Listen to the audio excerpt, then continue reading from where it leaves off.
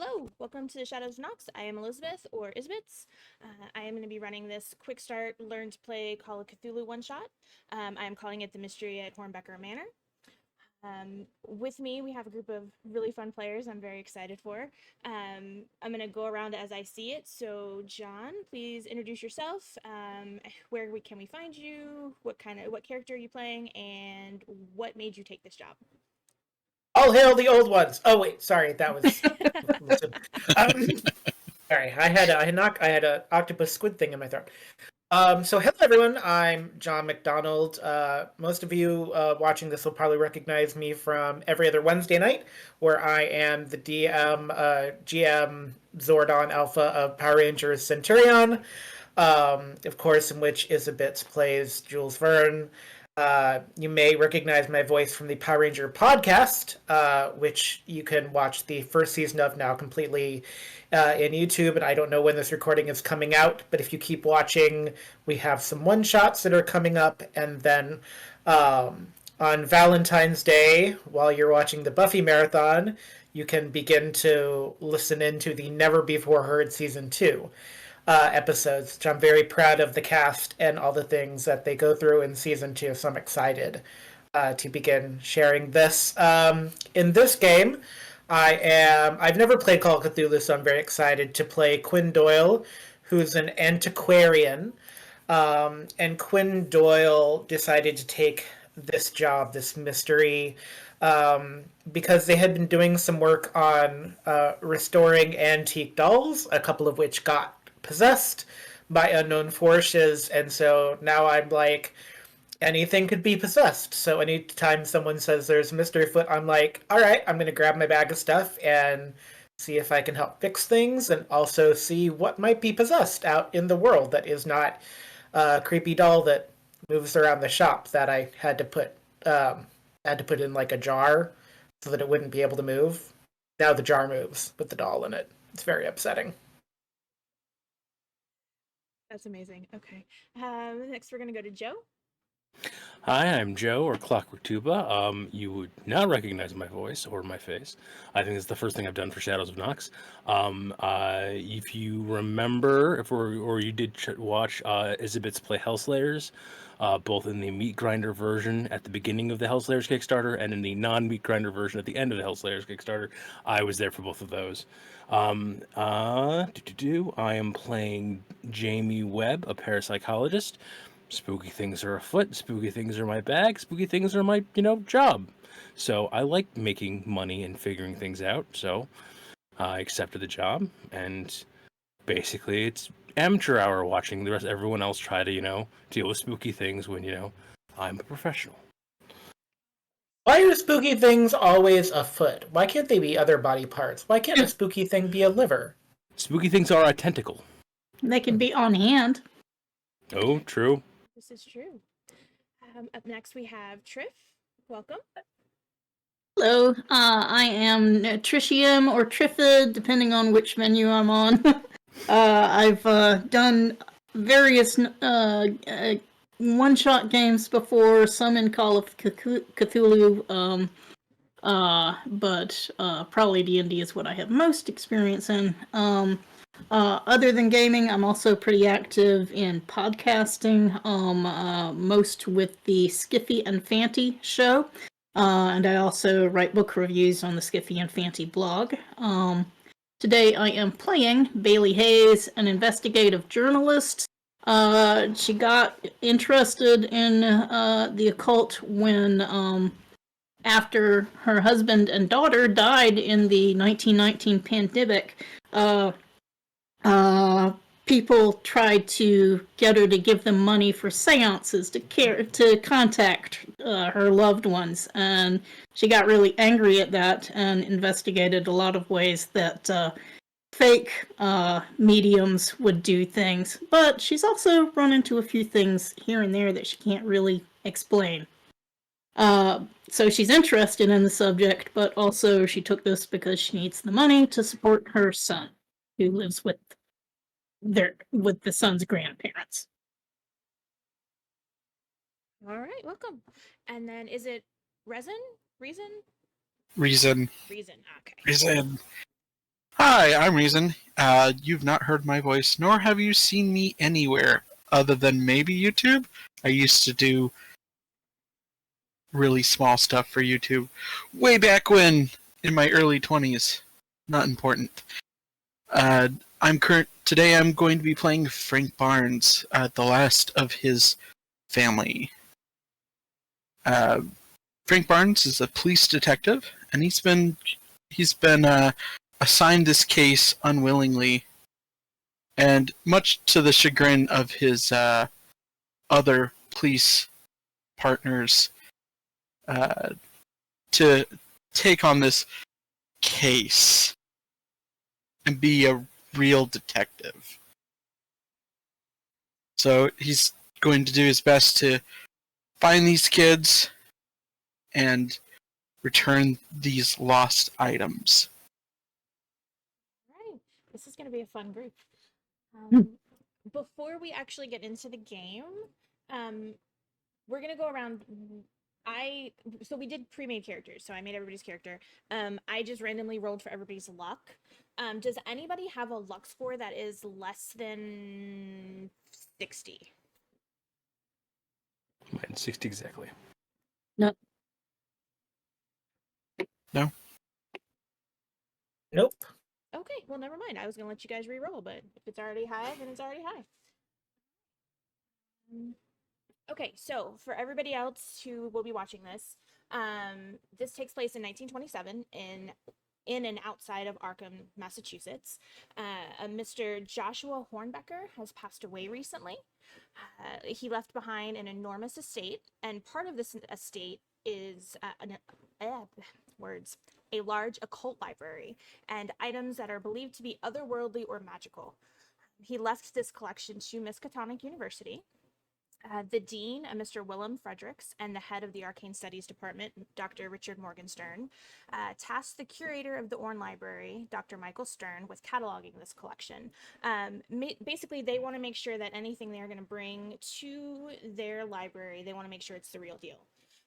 Anything that he finds that isn't up to their standards, they can donate to other places or maybe sell, that sort of thing. So he went out there with a group of students to catalog this collection, make sure everything is good enough to be brought back, make sure everything that is supposed to be there is actually there, that sort of thing. He had been keeping correspondence, and it is a little bit outside of Arkham, but he was able to kind of go back and forth, keeping in contact with them. But then something kind of weird happened. Mr. Lucas Kesper, who is the groundskeeper for the Hornbecker estate, delivered a letter to Dr. Morgenstern, essentially stating that they were going through this. They've been going through the estates. Everything was going okay. Let me pull up the letter so I can tell you. I am writing to you to update the progress that we've made. We found an index which lists every book in the library, as well as an inventory of the items in his possession. We have run into a bit of a snag, however. One of the books, as well as one of the items, seem to be missing. We've searched high and low to no avail, but we'll keep searching and I'm certain we'll find it. I also think you should know that some strange things started happening yesterday. I'm documenting everything that happens, and I'll share this with you when I get back. Either we're experiencing something really weird and otherworldly, or it's just the staff that's messing with us, trying to scare us away. I will correspond further when I have more to report. Respectively, Dr. Michael Stern. Michael Stern? Michael Stern.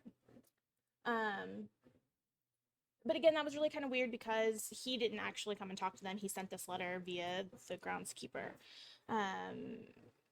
So Mr. Fredericks and Dr. Morgenstern were looking for a few discrete individuals to go to the estate, look into the disappearances, look into the problems that the people had been having, and hopefully find the two missing items that was described in the book. They did promise that whoever went out there to help would be well compensated. Now, one of you, it doesn't matter which one of you, can somebody just roll me a random d6? I got it.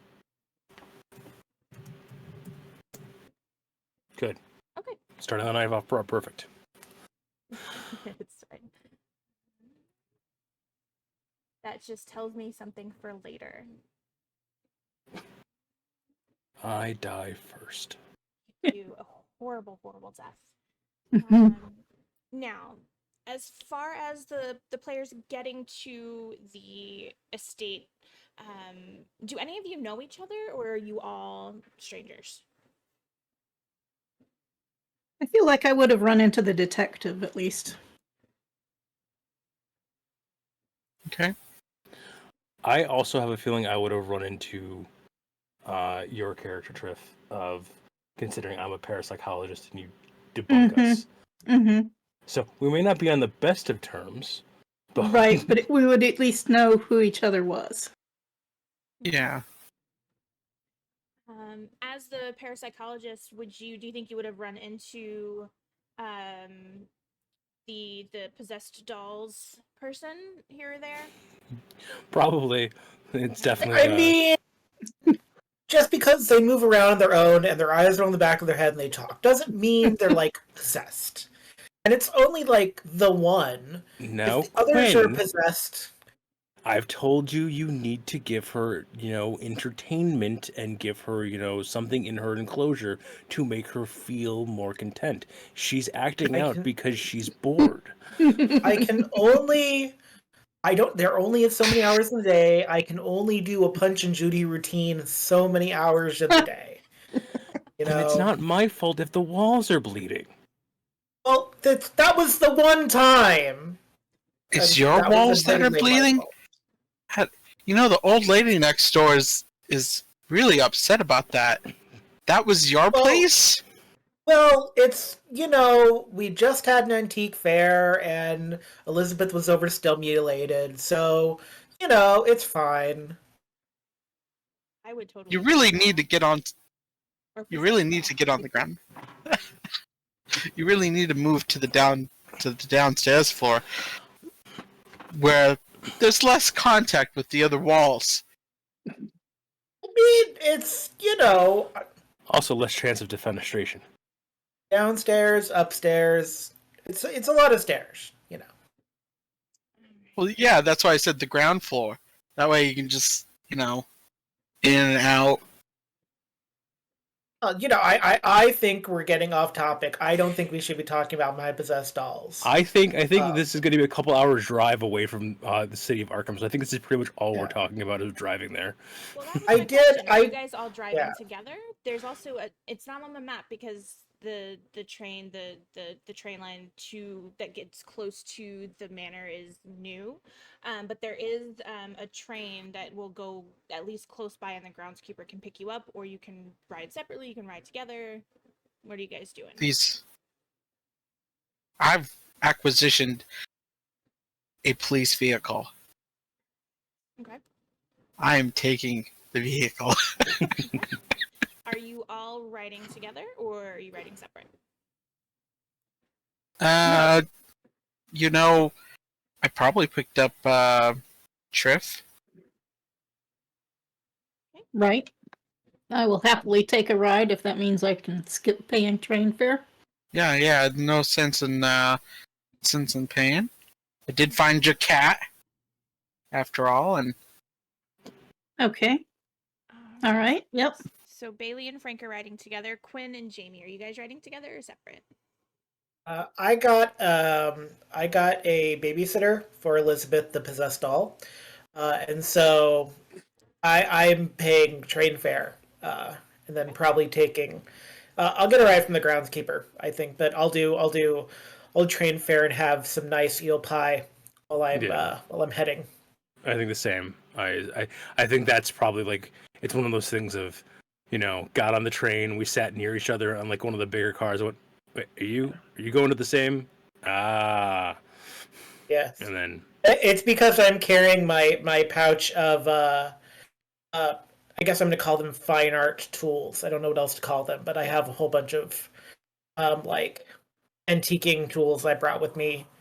Because I've heard there's some really cool stuff in this collection. So the gentleman that picks you up from the train station, quite tall. He's 6'3". Okay, so 6'3" is tall to me because I'm 5'1". So when I say somebody is tall and they're 6'3", if you don't think that's tall, I'm sorry. To me, that is very tall. He is very tall. He is very muscular. Very short, brown hair, brown eyes. He wears very worn clothing.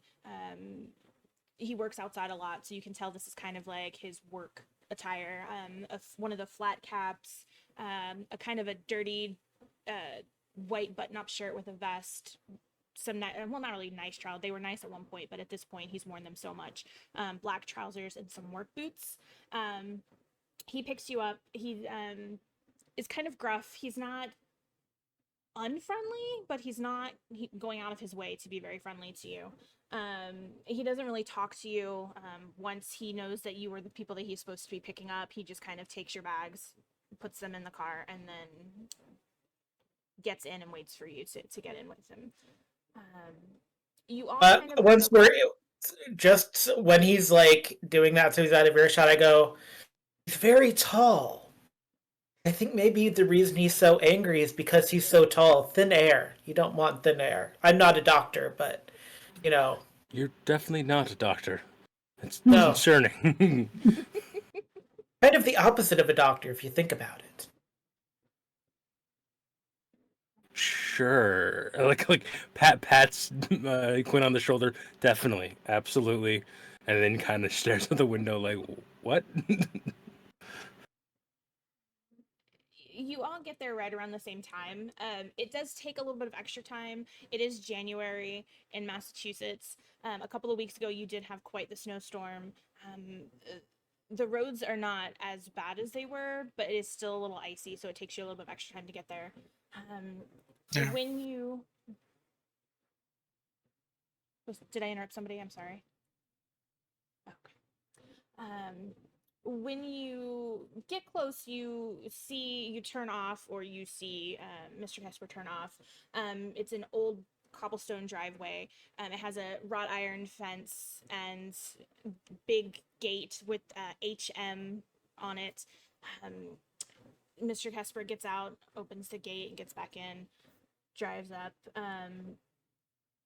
He's unsure if the other people have arrived yet, so he leaves the gate open for now. He'll go back down and close it later. As you pull up to the main house, it kind of is one of the fancy circular driveways, and in the center is a fountain that is normally probably very beautiful, but at this point it's frozen.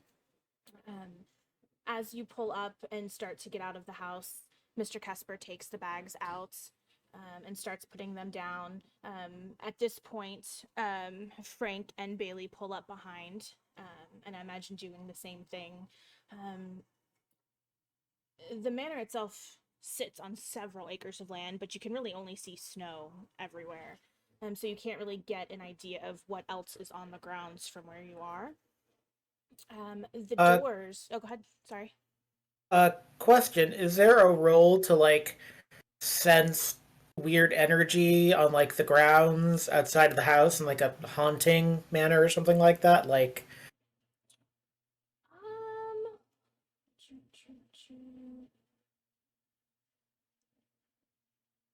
I could see an argument for... What exactly are you trying to sense? I mean, I work and live in a place with both open bottles of mercury and a possessed doll that moves around. So I would say if there's occult energy, I would think that, like, I'd be like, oh, this feels like home, or oh, this is different than my occult energy. There are no possessed dolls here. They're possessed I could see, paintings. if you have points in occult, I could see you doing an occult roll and see if you can like sense weird vibes or I do spooky have vibes. points in occult. Yes. It would just be a regular roll. Oh, right. How did I do? It says it's a failure, but that doesn't feel. I guess it's a failure because I got more than the 35. Yes, I you- have. Yeah, you have to get the number or lower for it to be a pass. The nice So- thing is that you did not get a critical failure, so Can I send the occult roll as well? absolutely. If anybody wants to do an occult roll, just kind of like for a vibe check. If anybody wants to do any kind of thing to You notice failed, something around you, you can tell me what you want to roll. Well, I may have failed You more are than you, but muted, Bailey. Right. Sorry, I turned No it off worries. because of my heater.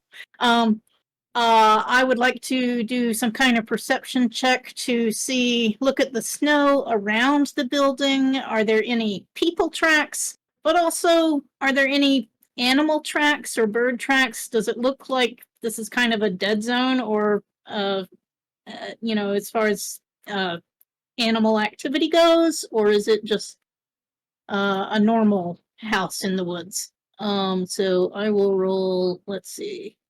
I would say Or- There are never or- normal woods. It's never normal. I could also maybe see an argument for spot hidden, if you'd rather do that. If you see something else you think that you would want to roll, tell me your argument for it. Yeah, I'm actually skills. There we are. and I will say I spent 10 luck points. I dropped my 65 down to 55 for spot on success. Frank, were you gonna roll anything? Yeah, I guess I'll be looking around like the sides of the manor, see if there's any footprints, anything coming or going that shouldn't be there. Okay. That isn't like a typical like straight line path to the shed out back or something like that. Okay. Yeah, I failed my spot hidden, Nope. but I don't think at this point I'm worried enough to spend luck to bring that down. So I'll just. Oh, I don't Frank. notice anything. Yeah. Oh, Frank. I should have used the dice and not the dice roller. Frank, did you Oh, fall dear. through like the That is a basement fumble. door or something? Is that what I happened? might have. For those playing along at home who can't see the screen, Frank I has just now rolled rolled, 100. Yeah. which It's in the most worst games would be thing that you fantastic. can roll. Yes. Yeah, that is a critical failure. So It while hurts. you were looking around, you actually like slip on some ice and you Mm. fall into the snow. Ow. Ow. And like it's one of those like they shoveled the drive and they like just kind of put it into a pile, so it's even bigger than how much snow actually fell. So when you fall through it, you actually need help getting up. I'm not going to say you hurt yourself because it is snow. You don't really land on anything too hard. Right. But you are very cold. Very, very cold. Grapes. A bruise Right. here. Yeah. I'll help Frank up. Mostly pride. Thank you. Names. Does James. the Go ahead. is the mansion mostly oil heated? Will there be some electricity? There is Because I know electricity. we're in a weird Yeah, there is electricity in the house. There are also fireplaces, that sort of thing. But you will have electricity. Does it have one of those new fancy frigilators? I've heard so much about them, and I'm curious as to what they look like. I don't trust him. Iceboxes all the way. Speaking mean, of it's- icebox, No, they you call can them just- they call them ice boxes too. It's like a You can trick. just- It's snowy. You can just keep the milk on the Can we back. get in and maybe get some Yeah. coffee? Detective Barnes, let's get you inside. Yeah, that sounds like a great idea. Jamie, for your past, for your occult roll, it feels weird here. You feel uncomfortable. Like it's almost like you can feel something in the air, whether it's magic or what. There's something really weird, something wrong in this place. I'm also, because you passed, I'm also going to give you the front doors open as you're pulling the detective out of the snow, and an older man is standing there in a very, very nice, very well tailored butler suit. And he's kind of waiting for you to help the man up. Jamie, you notice on the front doors there's a pair of stained glass windows, and you recognize the image in the glass. Did I not see it? I have fine art. Can I also recognize the image in the glass? I points in fine art. No. Oh, sad. All that history knowledge and I get nothing. Nothing! Did I not see it? I mean, all my searching and all I got was a bruised ego and cold pants. Would you like a sniff of mercury? That cures most ailments I have. I think I'm gonna just stick with a cup of coffee. I do gotta say, if we maybe don't have a a title towel. for this yet, Bruised Ego and Cold Pants is oh. I would Yeah. go to Oh that my. concert. That Oh is my. that is the image in the stained glass, and you recognize it as the why is my brain? I just had it. I was just looking at it. The extended universe sigil. That is the sigil that you see in this glass. By the way, has this image been shared with just me or shared with the everybody class? I shared it with everybody. Okay. Because everybody can see it. You're the only one that knows what it means. The reason that Quinn does not recognize it is because it's not a fine art. It's not an artistic thing. It's very much an occulty symbol. Hey, I say I much prefer Ophelia or something Shakespearean as opposed to these little rays and stars. I will say that Jamie start like when he first senses things, especially because Bailey is here. He's starting to like immediately ham up, like the occult nature of something's on the air. And then he notices the symbol and kind of goes like dead quiet. I'm like, oh. you okay?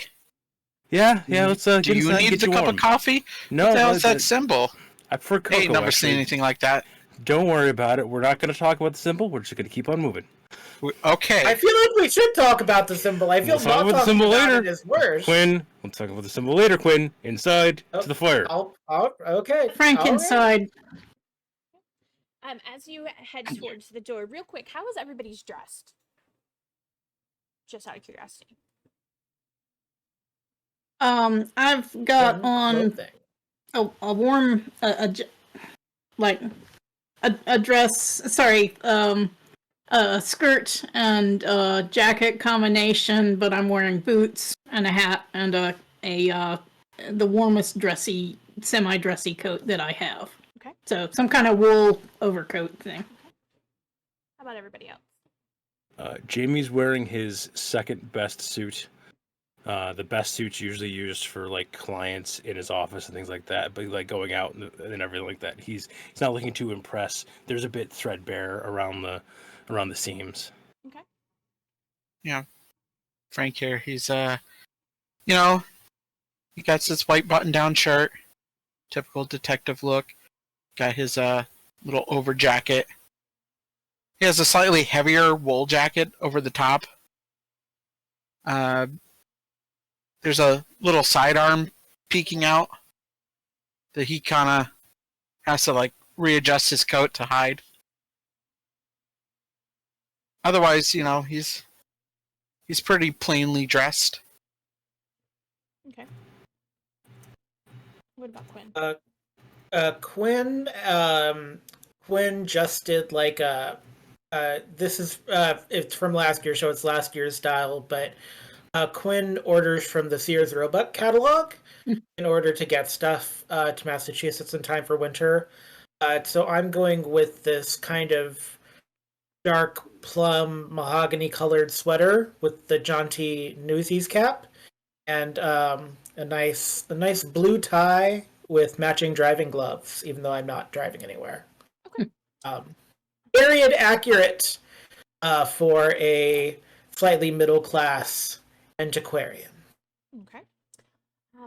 As you start up the steps to get up to the porch to the front doors, the older gentleman is standing there, and behind him is a couple of young men wearing very similar suits, not quite as nice as his, and then there are several ladies standing on the other side of the door wearing typical maid outfits. The older man calls out to you, "Just leave the bags.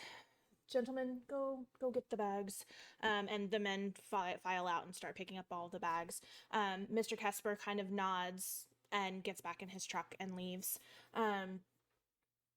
As you come into the house, when I was writing this, I didn't realize it until after the fact. The house is very reminiscent of the house from Clue. the outside, the way the house looks, the inside, it's very reminiscent of the mansion from Clue. If everybody has seen that movie. I realized after the fact that this whole entire thing is essentially a mixture of Clue and Rocky Horror Picture Show. So I apologize. Oh boy, here we go. So, which version of I Tim say, Curry are we getting? does Which anyone version? smell dog poo? Does anyone smell dog poo? Is that there a bit light of burning in time the? warp? Is there a light burning in the fireplace? Yes, there is a light burning in the Is there a candle in the window? Not yet. There might be Not one yet. later though. Okay. Don't worry though. Communism's only a red herring.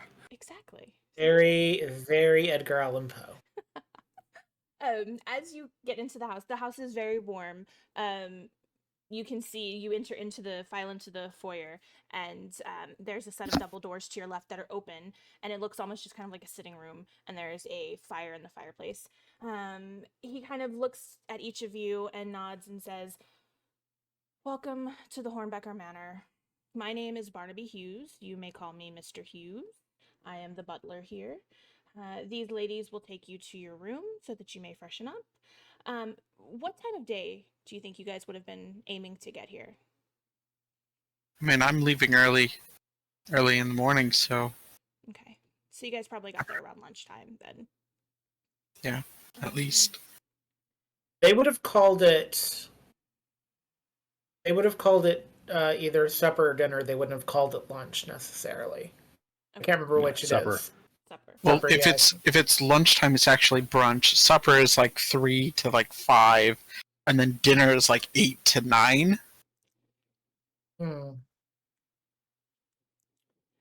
If we were in London, we'd have British tea. Yeah, doesn't this like you would that be much. first tea. He's not going to offer you tea. He doesn't like. You can tell right away that he's being professional, but he does not want you here. He does not think you need to be here. Is there at least sherry? I mean, it might be poisoned, but is there at least sherry? No, not right away. He essentially tells you that the gentleman that carried in the bags take the bags upstairs just immediately, and he tells you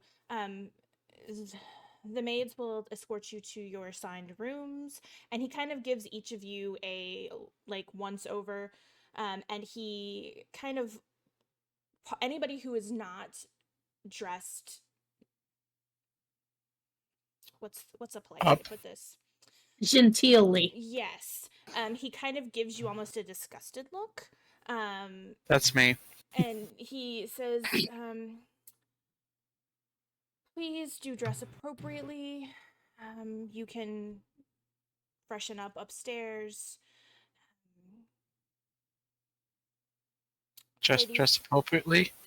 I'm a detective, sir. I'm always dressed appropriately. I see. Well, I'm sure you'll do the best you can. And I say, thank you, Hughes, omitting the honorific of Mr., and go up upstairs.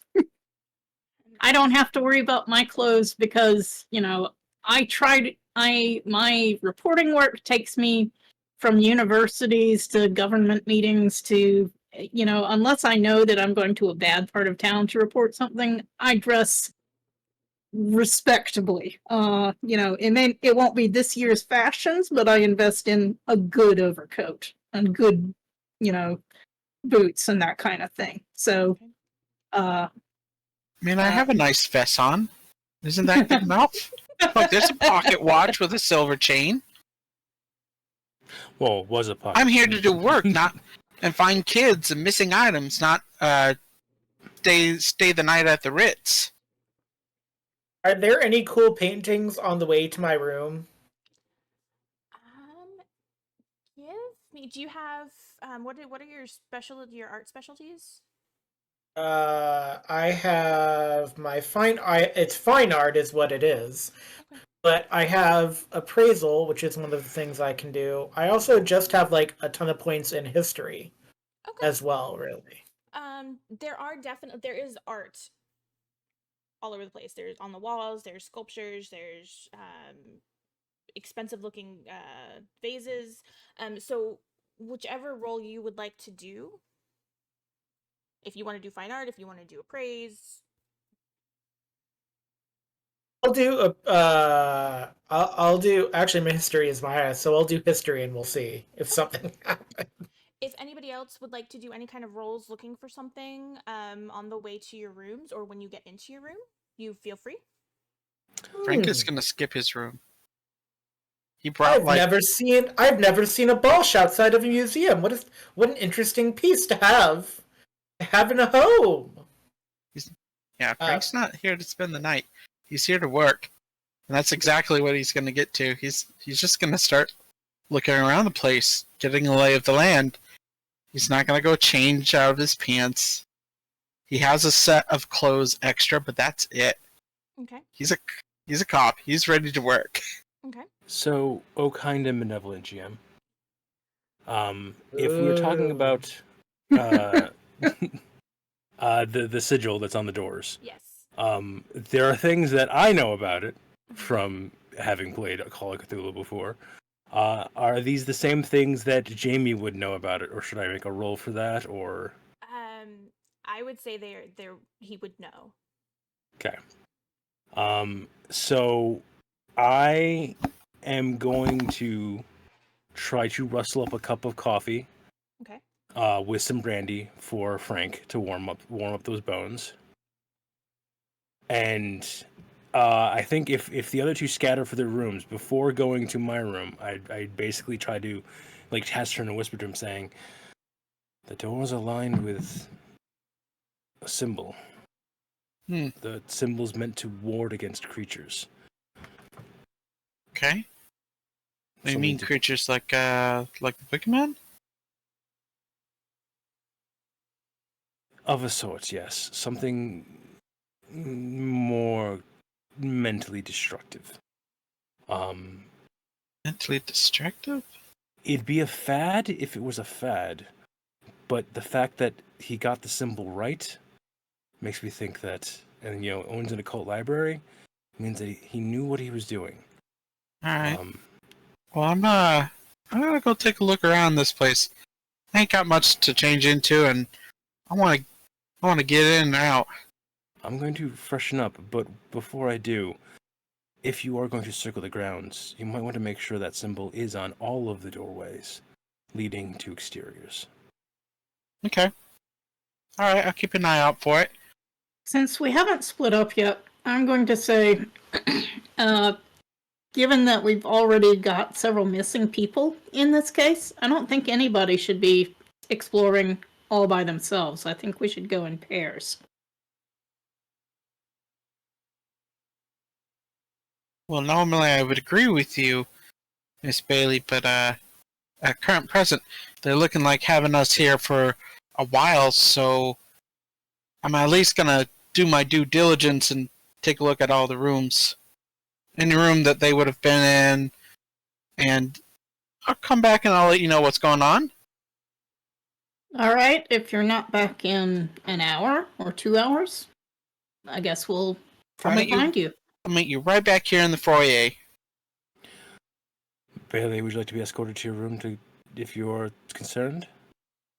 The maid will take me to my room, but for big explorations all around the house, I think we ought to try. I think it would be prudent to have partners. True. We should make sure Quinn doesn't want. Where's Quinn?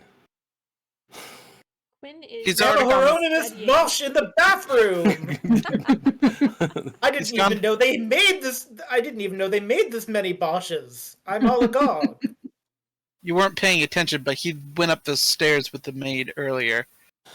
Okay.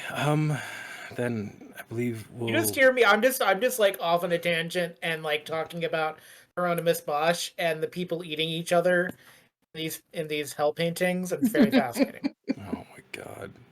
Yes. So all of the paintings and artwork that you see are all real. It's not like replicas. It looks like it is actually like the real deal. Oh, good. It's not a mercury-induced hallucination. That's nice. That's very comforting. Not this time. Not this time.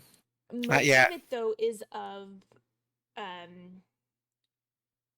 strange and other. It's very occulty type art. Creatures. It's all very almost gothic in nature. Does it look like it's been?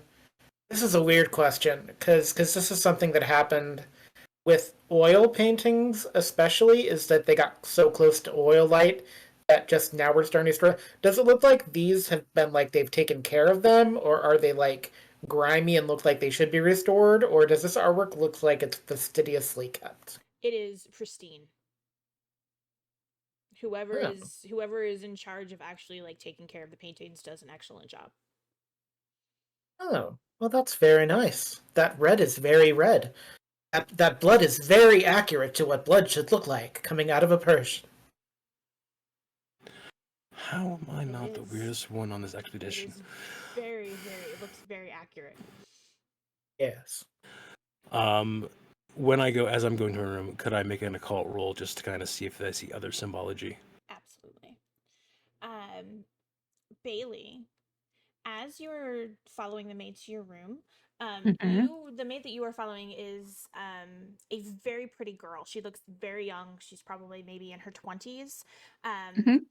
Blonde hair pulled back in a French braid, pretty green eyes.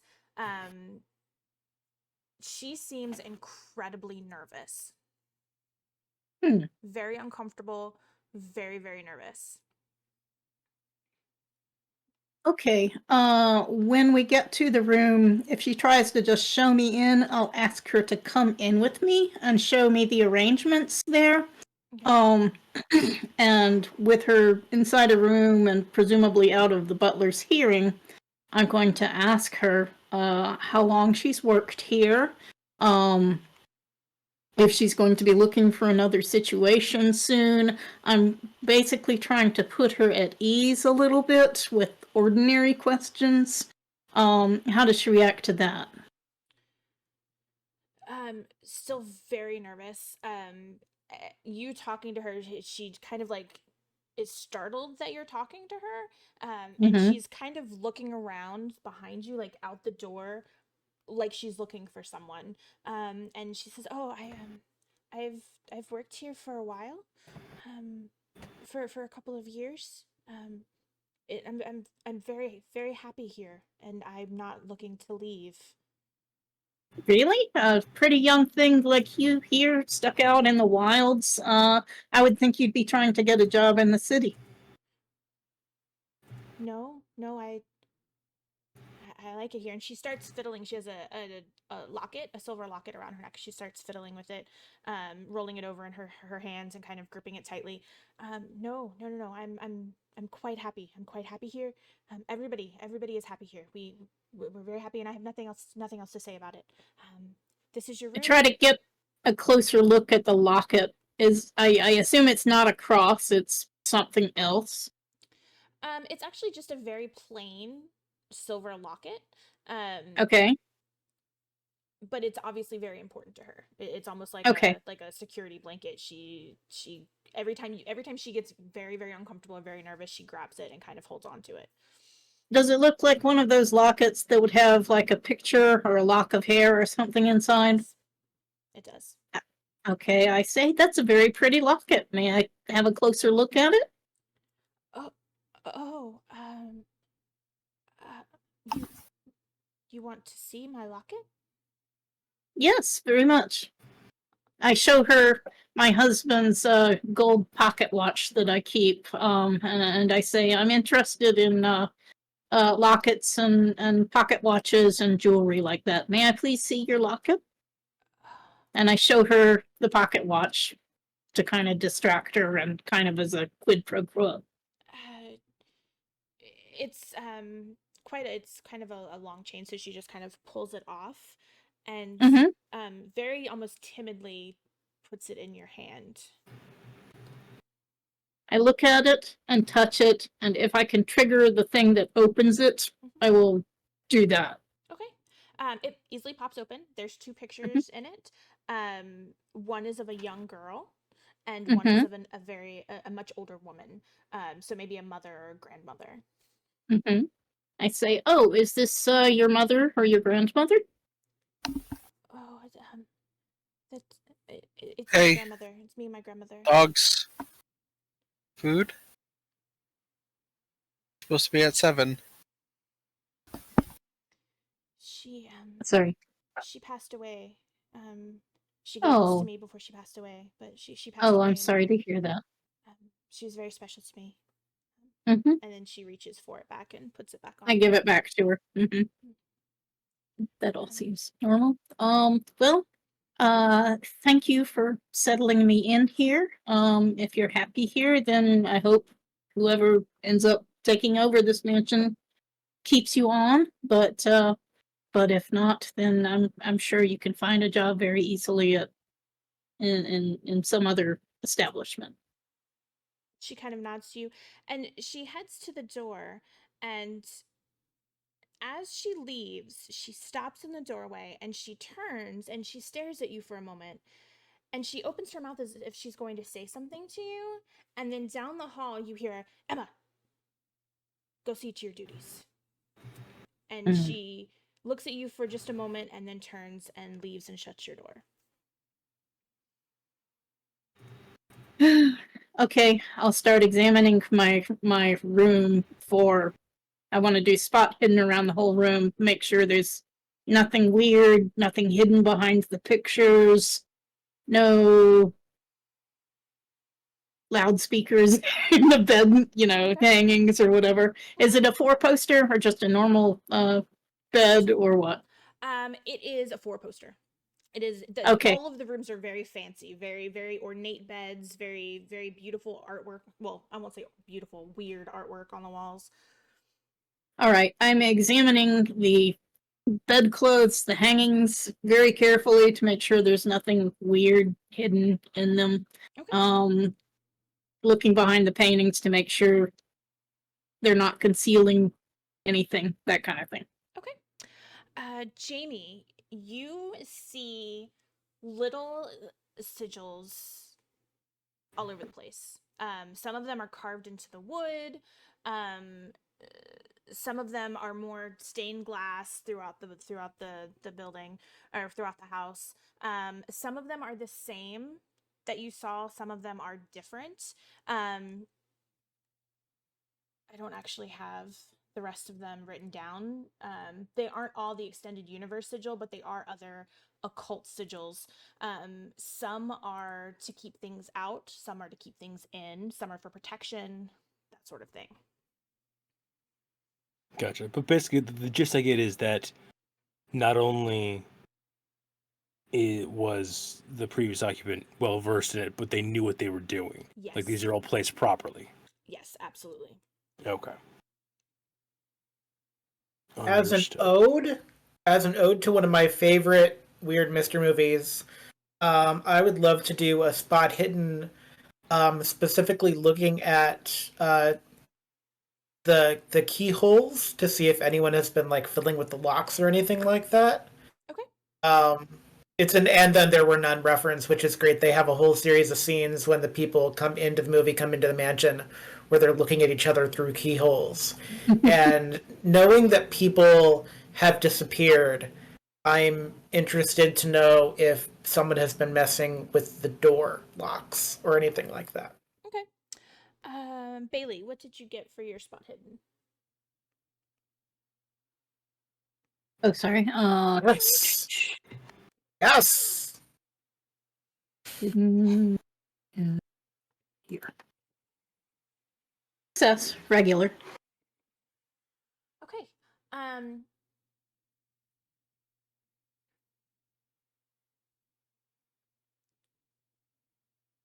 So in your room,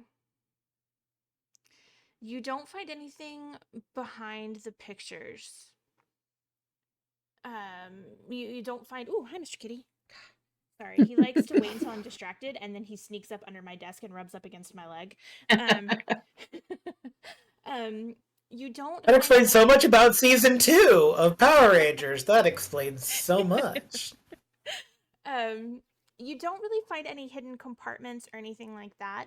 You do see more sigils, though. around like the baseboards. There's one on each wall. It's different than the one that was on the front doors. You don't Okay. recognize it, but you do. I mean, it is odd that it would be carved in there.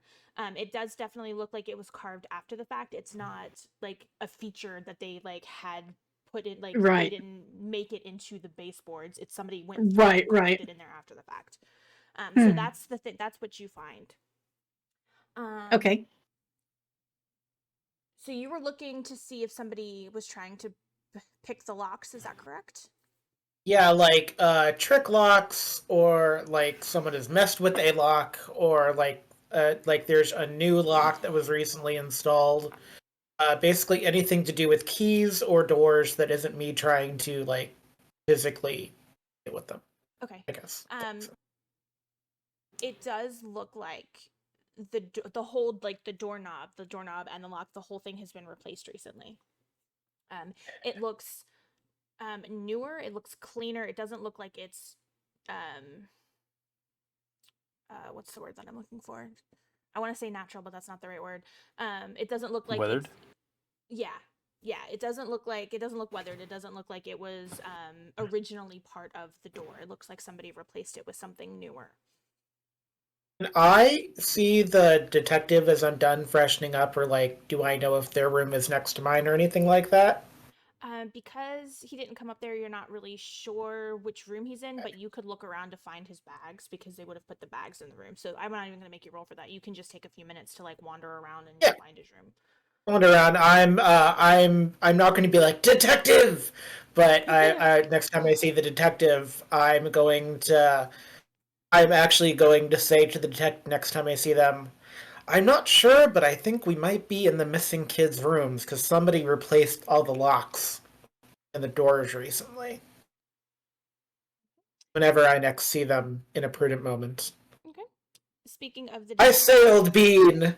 I say, old bean, they've replaced all the locks on the doors!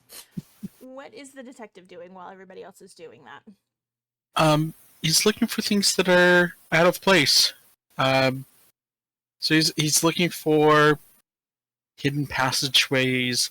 He's looking for a back door to see if like there's like an outside like gazebo, and if there's like a maintenance shed slash tool shed. He's popping his head into like the cupboards for like the stewards and stuff in the kitchen, and Okay. he's probably asked for a cup of coffee at some point, and uh, he's taking a look at all the rooms. He's keeping an eye out for that universal symbol. Okay. Go ahead and give me, if you're looking for like hidden things, give me a spot Yeah. hidden. Or if there's something else that you would rather roll, just let me know. No, I think spot hidden's pretty apt. I don't see anything else that would be applicable. He's not being stealthy about it. He's just going room to room looking for the off You're in and these full sigils. full The Columbo mode at gazebo this is a point. Cthulhu. Alright, that's 29 under 55. How dare you give away my plot, John? You Cthulhu can't. was the gazebo. I Don't played PG Munchkin. me. You cannot face the gazebo. You shouldn't face it alone. I played Munchkin. Okay, I know things. The gazebo and the Gazebo is a cemetery in the rubber back beyond it. And Yeah, exactly. Yeah. Okay, Triff, so you were muted, by the way. If you made a gazebo joke, you're still muted. you're you're still still muted. muted. Sorry, pass on. Pass on. The moment is gone. That's And fine. Yeah. So you're kind of peeking in here and there, looking for strange things, that are out of place. Um, in one of the rooms downstairs, so there is when you first walked in to the left, there was like the little sitting room with the fireplace. Um, Further down, if you go, so right in front of you would have been a big staircase. If you go past the staircase, there's the kitchen and then a dining room. Off of the kitchen, there's a smaller little dining room. It's almost like a little dining room for the staff. Staff. Yeah. Yep. Um, as you peek in there, as you're coming down the hall, you hear an older woman, her voice, and you kind of sit outside the door so you can kind of eavesdrop on what she's saying. Um, and you're not entirely sure who she's talking to, but she says, I don't care what they want. I don't care what they say, what they ask you, what they promise you. What goes on in this house is private, and you will not tell the master's secrets. No, I don't want to hear any backtalk. When you were hired, you were told what happens in this house stays in this house, and we do not tell what we see or hear to outsiders. Just because the master is dead does not mean that we can just go blabbing to anybody that walks through those doors. What happened to those kids? Where they are? It is these people, it's none of their business. You will not tell them anything. Do you understand? And then you kind of hear a quiet voice say, yes, of course, I understand. I won't say anything. And then there's like a little, excuse me, ladies, I'd just taking a look around, doing duties, you know, looking for things that are out of place. Just gonna pop in real quick. The I older just woman, go ahead, sorry. I just come in. Okay. I just walk in. So the person that she's talking to is there are two maids staying there. One of whom is a very pretty younger girl, blonde hair pulled back in a French braid, green eyes, fiddling with a locket around her neck. The other one is a little bit older than her, but not much. Again, hair pulled back into a braid. The older woman is very thin. She's almost bird-like. She's wearing a very long black skirt, a black blouse with white lace trim, a white apron, black boots. She has gray hair. It's pulled back into a tight bun. She hears you come in and she whips around. She's very stern looking. Excuse me, you are not supposed to be in here. Police Detective Frank Barnes. I'm just here to investigate. I'm gonna come in real quick, take a look around, and I'll be out. This is not for guests. This is for staff. You should not be in here. I understand that, but I am a police detective, and I wouldn't be doing my due diligence if I didn't check the area. Fine, but be quick. Yeah. And she kind of crosses her arms and she just stands there and stares at you the entire time you're in the room. Oh yeah, and he methodically goes through everything in the room. He eats her time. He's just gonna look under every little thing and pull, just kind of. Are there like a stack of doilies and you're just doily by doily? Just Yeah. Oh, that's a really good pattern. My mom They does that ironed pattern. every single one of those doilies, and you've ruined it. They have to re-iron every single one of the doilies, and that's going to be. Boy, I difficult. really am sorry, ladies, about all of this. It's taking up all your time and stuff. You know, title for it's this a episode, Doily by Doily. Doily by doily. it's a real shame. We're going to do our first opposed roll right now. So Oh my god, it's great! I love it! I want you to give me another spot hidden roll Okay. versus let me actually open the right character sheet that I didn't actually. Is this Madame Geary from Phantom of the Opera? Is that who runs this household? Is Eric living in the basement I am of this not, Cthulhu house? I am not gonna answer that question. Not at liberty to say. Not at liberty to say. They did go to New Jersey in the sequel musical. It wasn't great, but they did go to New Jersey. It's not far from Massachusetts. But we don't talk about New Jersey. Okay, so I rolled a 64 for my sleight of hand. I failed my sleight of hand roll. So as long as you don't fail by more than me, then you pass. How much was it? I rolled a 64. I got a 66. But what's your I'm looking spot at hidden? doily. Yeah, what's your spot? My hidden? spot What's your hidden's spot hidden? 55. Your good luck. I could. Doesn't even matter because Keeper had a margin of failure of 34. You have a margin of failure less than that. So because we both failed, you're not going to be entirely sure of what you see. So I catch movement, but I don't see what it is. Well, kind of. So you see her. Okay. Every time she talks, you kind of see that her eyes dart to a certain part of the room, but you're not sure if she's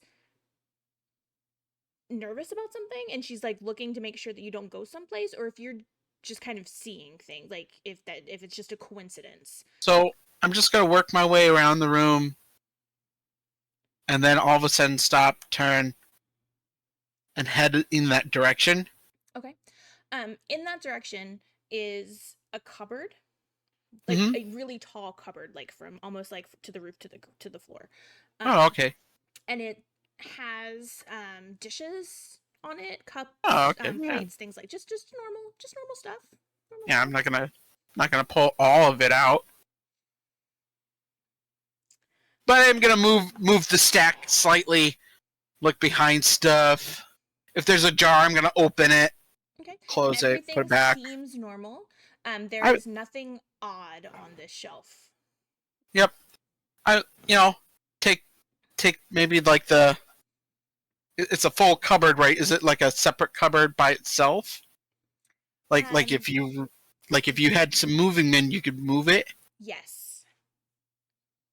I'm gonna give it a little, try to give it a little nudge, little shake. It is Not too much. I don't want to break the dishes on there. right. So it is very heavy. Oh yeah, And that's solid. Is that mahogany?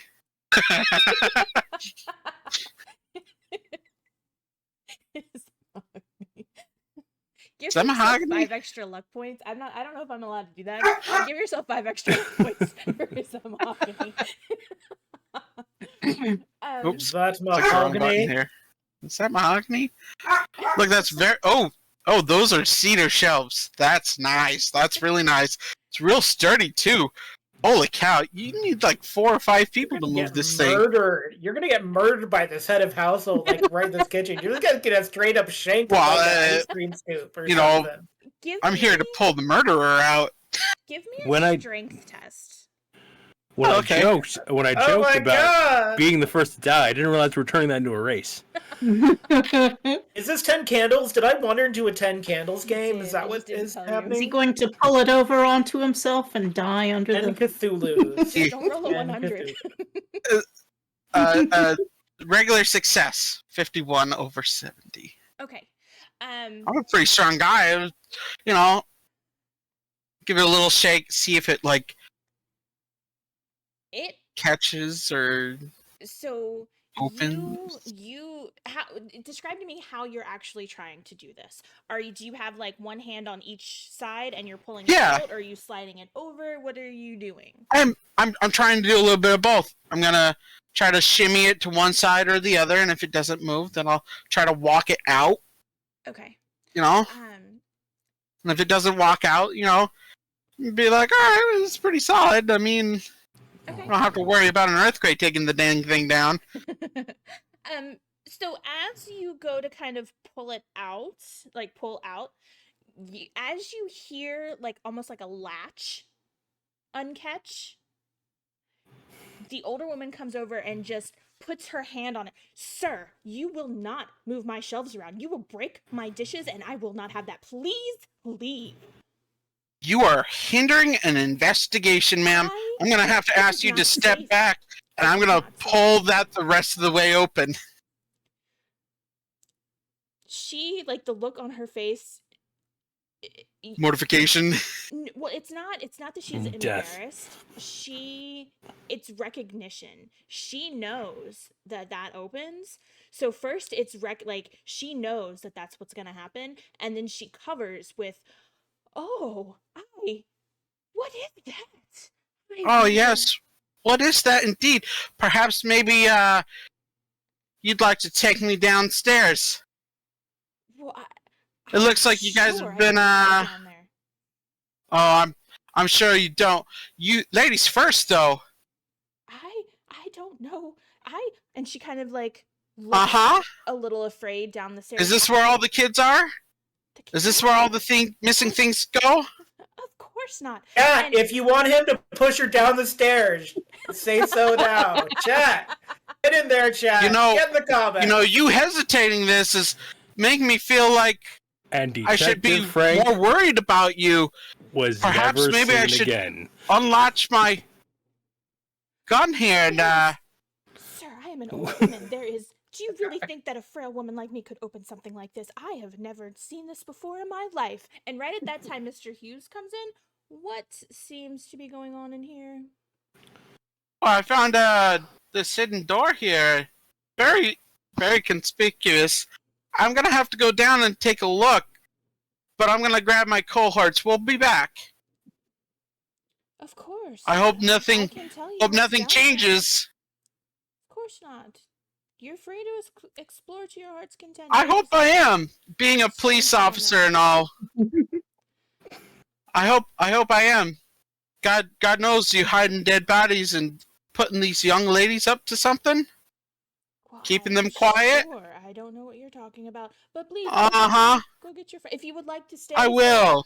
If you want to stay so that you know that no one tampers with anything, I shall go get your cohorts and bring them down here. I have no problem with that. I have nothing to hide from you. Fantastic. Why don't you go do that? I'd also like a cup of coffee. Can one of you young ladies get me a cup of coffee? I take cream and 2 sugars, please. Actually, black as midnight. No sugar, no cream. Both of the maids that were in there kind of look hesitantly at Mr. Hughes, and he nods, and one of them goes off and gets the coffee. He leaves. He goes upstairs. Are the 3 of you still upstairs in your room at this point, or have you wandered back down to the foyer? Once I was done, well, I would have taken out my my Kodak vest pocket camera and unfolded it and taken a picture of some of these sigils, and then I would have folded it back and gone. I assume. Are there some raised voices coming from downstairs? If not, if so, I would head in that particular direction. If not, I would just head back down to, I guess, the study or the library. If you're headed down the stairs, once you get downstairs, you can hear raised voices. Then I'll head in that direction. Okay. And the other 2? What about you guys?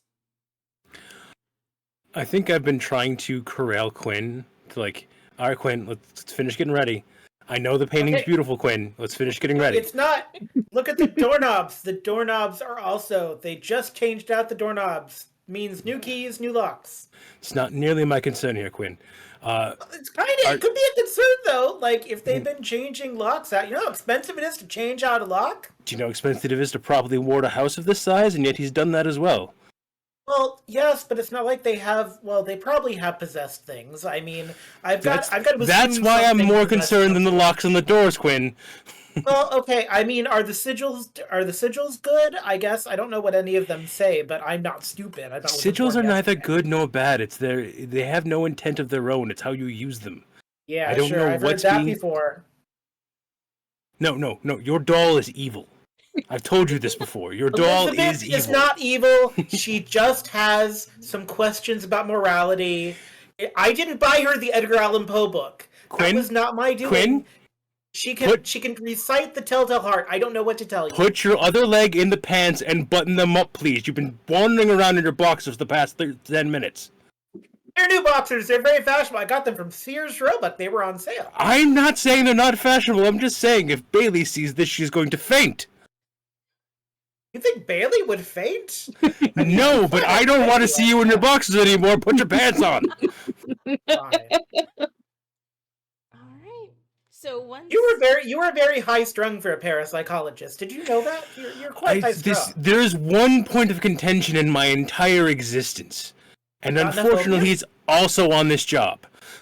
Oh, I thought it was the lack of opium, but yes, I can see how.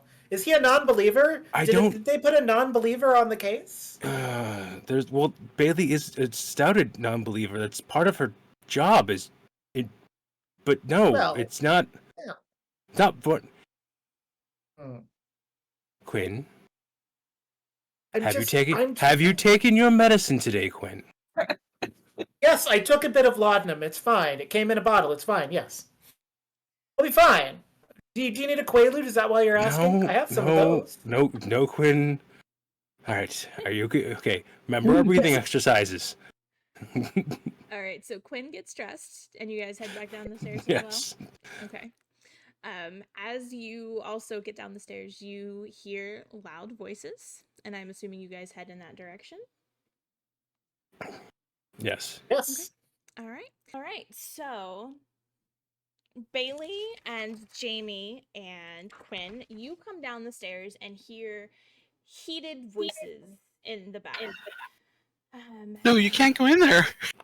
It looked like the Marge meme. I like. Can we hold? I've got echo in mind. Is it me? I think it was me for a moment. I think I was echoing. I'm gonna. No, we're Now it's better fine. now. Checking for Okay. echo. Check. But yeah, I think it's like the Marge Simpson meme that like when like we hear the heated voices, I immediately go, "Oh, Quinn," and then I remember that Quinn's standing next to me. That was one time. That was one time. And I don't they know were how trying I've to become a barter. reminder. You know how hard it This is is to one fix shot. an astrolabe? They were bartering about fixing that astrolabe. What am I going to do with 3 barrel of turnips? 3. I don't What's I going to do with know. 3 barrels of turnips? Check the market every Sunday for them. All right. So the So three many of you turnips. immediately head towards the voices. Is that correct? Absolutely. Yes. Okay. You'll probably meet Hughes like on the way. Yeah, he's coming out and down towards the stairs as you guys get down and around. Oh, good. You're here. Your compatriot is causing a stir in the employees' dining area. Can you please convince him that we are not trying to hide anything? Follow me. Well, I So, mean, considering I did not pause to listen to him. I just kept walking anyway. So if nothing else, I'm abreast of him. I'm not following him. Hughes, old bean, if you want to convince us that you're not hiding anything, maybe you should have roughed up the doorknobs a little bit so they didn't look completely brand new. I'm sure. I don't know what you're talking about, but if you have a problem with your room, I Oh. will send someone to fix it. And the whole time he's saying that, he's Ludo. not even looking at you. He's staring back past Bailey as she like blows past him, and he is so offended that she did not even pay any attention to him. That's right, Bailey. Get back here, Bailey. Down the stairs with you, Bailey. Are we telling the people we suspect of doing shady shit that we've noticed their shady shit? You don't do that till the end when you've safely secured yourself. I got a 45. I can take these 4 people. So back in the employee dining area. I knew I should have finished that Hercule Poirot novel. Maybe that was my problem. I love those too much. I have a really bad like problem with like I'm not allowed to read props for Sherlock this, Holmes around Christmas time because I got a complete collection of Sherlock Holmes. I read it all, and then I was actually accurately guessing presents as I was being handed them. Are you doing anything else down there, or are you just waiting while you're drinking your coffee? Oh, I'm just drinking coffee. Okay. I'll be weird. Is the coffee poisoned? Does it taste like paint? Is it black as midnight? Does it taste like almond? It is Good. exactly how you asked for it. It is actually really good coffee. The older woman does introduce herself to you. She said, I think that we've gotten off on the wrong foot here. My name is Penelope. I am the head of the kitchen here at Hornbecker Manor. Ms. Penelope or Mrs. Penelope? My husband passed away a while back, so it's just Miss for now. Miss Penelope. Miss Penelope. You can just call me Penelope, though. I'm not formal like Mr. Hughes. I assure you, I did not know that this was here. But I can't imagine that it's anything nefarious. My master, Mr. Hornbecker, was a good man, a fair man. He would not have nefarious things here. Indeed. We'll see to that, though. And you do notice, though, that, like, her eyes keep darting to the stairs the whole time she's, like, talking to you. Is Do we there hear that something line? down there that you'd like to take a look at? Maybe you'd want to come down with us? I mean, I Since will- you don't know what it is, at least now you'll know. If you require me down there, I will go down there. I am just curious as you are. I don't know what could be down there. Then I think you should accompany us so that you know what's at the bottom of these stairs. I mean, they've been hiding here. What else could he have been hiding? I'm sure. I don't know. But you'll In the employee section, of all things. I'm sure. These high snooty things like privacy, but, you know. It would be quite inappropriate for me to go down the stairs into a dark, strange room with a man that I do not know. So if you don't mind, I will wait for your friends to come Yeah, with us. that's And at his absolutely. birthday party, he had the wildest thing. He called it a peanut butter and jelly sandwich. I mean, it was so. I don't even know how he could afford it. Yes, the three of you, as you're coming down, you hear her saying that it would be inappropriate of her to go down there by herself with a man that she does not know. But by any chance, do we hear her Why say is- that she's not familiar with the doorway at all? Yes, I will say Okay. you heard her say that as you were coming down the Then, hallway. before anything else can happen, Jamie walks slightly past, kneels down, and I run my fingers on the steps. Are they dusty at all? No. Ooh. That's what I thought. I think she should come down with us. She's been eyeing this cabinet the whole time, so Merely out of figured I'd give it a curiosity, wiggle. I promise you. Is that where the dead bodies are? You have to tell us legally. That's how it works. Dead bodies? Well, there are no dead I bodies. mean, you only have to do it once for it to be a dead body. Look, Miss Crocum, let's get down the stairs and see what's at the bottom of it. Very well. Are you going to make an old lady go down the dark stairs by her before everyone else by herself? I mean, unless you have a candle. I'll take the lead. Very well. Mr. Hughes does provide candles. This part of the house apparently does not have electricity, or Mr. there's no light switch anyway up there. Mr. Hughes, would you like to come down with us? I'm sure the maids could take care of whatever it is you're already busy doing. Or not doing. I will go down there with you if you let Miss Vargas stay up here. And he motions to Penelope. By all means, Miss Vargas, if you don't want to see that awful basement, I won't bother you. But it does seem to have piqued your interest. I think you should both come downstairs with us. They share a look. You know, And being a shots. detective and all, I think it might be wise that you all come downstairs with us. I And I pull a gun. Oh. Oh my. Give me. Let's see what's in the basement. Give me an intimidate, please. Yeah. Or persuade, if you can give me an argument for persuade over intimidate. Sounds like intimidate to me. No, I think this is an intimidate. Yeah, this is an intimidate. This is how he knows how to get around. He intimidates. The gun's not even loaded. So you're not pointing it at them. No, You could no, argue he's, like, that this holding is out. Just He's just for, holding you know, whatever's in the It's basement. just for show. You're protecting us all, right? Yeah. I It's think very for good trigger everyone's discipline, well-being, don't we you? should all see what's down there. Are you a hunting man? You have wonderful trigger discipline. Well, I did go hunting with my brothers and dad a lot, so here we go. An extreme success. 7 over Ooh. 50. Woohoo. Makes me hungry for You're turkey. coming with us.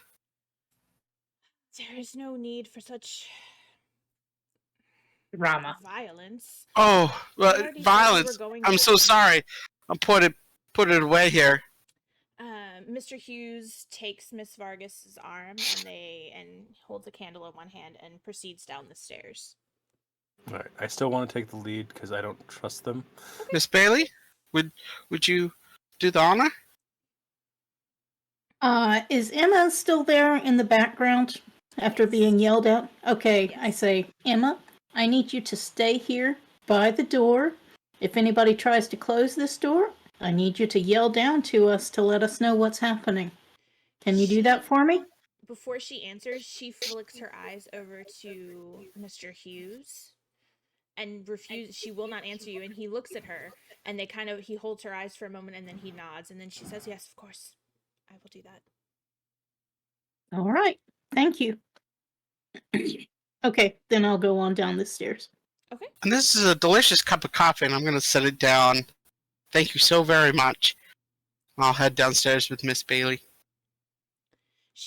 As all of you head down the stairs, Emma just breathes a sigh of relief that all of you are gone out of her presence for right now. Okay, so we have Jamie in the front, followed by Mr. Hughes and Penelope. And then who else? Who is in line after that? Is it Bailey and then Frank and then Quinn, or is it what order? You come in. I think Frank was last. Okay. Oh, I was gonna say Quinn was last, but yeah, whatever. If Quinn wants to go last, he can. Okay. Yeah, that's fine. That's fine. Quinn will give like a wink to Emma and try to be like fun and self-assuring, but it'll just come off as creepy. Because I'm high on Mercury, so Quinn, leave the maid. Without even looking back, Quinn, leave the maid alone. I'm trying to be assuring. There are dead people in this house. I don't know what you want me to say. There's been no confirmation of any dead people in this house. We have let's people. not scare anyone about dead people. Is I don't think anyone's dead. Not dead. Is it worse if they're dead or not? I'm legitimately asking, like, which is the worst scenario here? I don't know, but I got a gun and we can find out. Not just having Look, wandered off into the signals woods. all over the house. They must know something. I'm just saying, like, are there worse things than I mean, possessed dolls? Not too bad. Like, maybe they're all possessed dolls. That could be. When Quinn oh so loudly mentions the sigils, I do flick my eyes to Hughes and Penelope to see if there's any recognition on their part of all the sigils that were worked into the house. I'm not what you would call a subtle character, by the way. I don't think any of you guys have become what we are, subtle I characters. don't think I am either. No, you pulled a gun on the head of household again. Because they look as suspicious as fuck. I came in thinking that we were gonna try to solve this mystery covertly, and then No. Bless you for that. No, Detective Frank Bonds is on the case. He's getting this over with. He's going home tonight. They promised us New England style clam chowder. I'm not going anywhere until I get my chowder. No one mentioned it. Quinn. No one said anything about clam chowder. I distinctly heard them say chowder. No one has said I heard chowder. the Boston clam chowder's pretty good. You can go down to Boston and get yourself some. Ooh, on Boston clam chowder. To answer your question, though, they... How do I want to put this? They do not look surprised. But you can't really tell if they actually recognize anything. So you can't really tell if they're unsurprised to find a hidden door in this sprawling manor, just because that's like something that they would expect to find based on the family that lived there, or if they're not surprised because they knew that it was there to begin with, if that makes sense. As we go down the stairs, Jamie reaches up on his neck and pulls out an amulet that he wears it's like a ship that is being crashed by the waves, and he pulls it off of his neck and kind of like puts it in his pocket, but keeps his hand on it and his thumb basically tracing the symbols on the amulet. Okay. As you reach the bottom of the stairs, Mr. Hughes calls out to you, young man, if you walk straight ahead to the wall, put your hand out. I don't want you to bump into the wall and hurt yourself, and then we get blamed for hurting you. You should be able to feel around. There should be a switch to turn on a couple of lights down here. All right, with the candle, I lean over to that, and so while Penelope was not aware of these, you were, and I flip the switch. He does Could you not tell know us what's supposed to be down here, Mr. Hughes? I mean, This is an old butcher's room. Oh, The- Pretty reasonable. Don't know why, Good room for murder, I say as I take my snuff box out of my coat pocket. Put the snuff box away, Quinn. No. It's- You've had enough. All right, You've had- fine. You're getting very serious in your middle age, I just have to say. I'm 26. That's middle age for this time period. Fair. you guys are aging me here. Mr. Hughes says, if you must know, we built the cabinet in front of the door. We stopped using this a while ago, but the stairs, as you can tell, the stairs are a little steep because they are pretty steep stairs to get down. And we didn't want anybody hurting themselves, falling, because the light switch is down the stairs. You have to have a candle to get down here. We didn't want anybody falling and hurting themselves, so we closed it off. We don't use it anymore. Pretty odd that the servants area doesn't have light switches, but the older basement dungeon, butcher's room, does have electric lights. Mr. Hornbecker was working on getting the rest of the house fitted for the electric lights. hadn't So he quite started with finished. the dungeon, cellar, butcher's room. It's actually pretty common. We see it all the way through Massachusetts. It's a really common thing in bigger, older homes to have a butcher's room downstairs. It's basically the cellar, right? It's where you're gonna keep your wine and whatnot. Exactly. Pretty common. Dead bodies. While they're Absolutely. saying this, I lift the candle up as the lights are coming on. Are there any cobwebs on the ceiling of this pathway, or is this pathway again immaculately clean? Immaculate. It's a pretty clean basement for not being used. Must be airtight. It is. I have one of the maids, one particular maid, in general, and one of my men come down here once a week and make sure that the place is clean. How many of them come back? I'm sure I know what you mean. I sure look at my candle flame. Is it flickering? Does it look like there's a breeze or ventilation or anything coming in from any particular direction? Are you just staying in one spot, or are you checking it in different places in the room? I would say I've been glancing at it as I go down the stairs, but mostly keeping my eyes on my footing. Okay. Going down the But once I stairs- get down the stairs, I'll look again. Okay. Down the stairs, no. And immediately when you hit the ground floor, no. Mm-hmm. If you want to walk to different points of the room and try it, you are more than welcome to. Also, we kind of got a little bit ahead of ourselves. Is it just one room here at the the end of the stairs? Is this like a hallway leading down? Are there other rooms branching off? It leads to one room. As far I'm as going to walk forward to that. There's another room. There's like a door that's closed. No, Oh, just this. Okay. Yeah, it just leads into the room. it just leads. Is the into a electric room. light? Is the electric light just like one bulb hanging from a cord at the top of the ceiling? Yes. All right.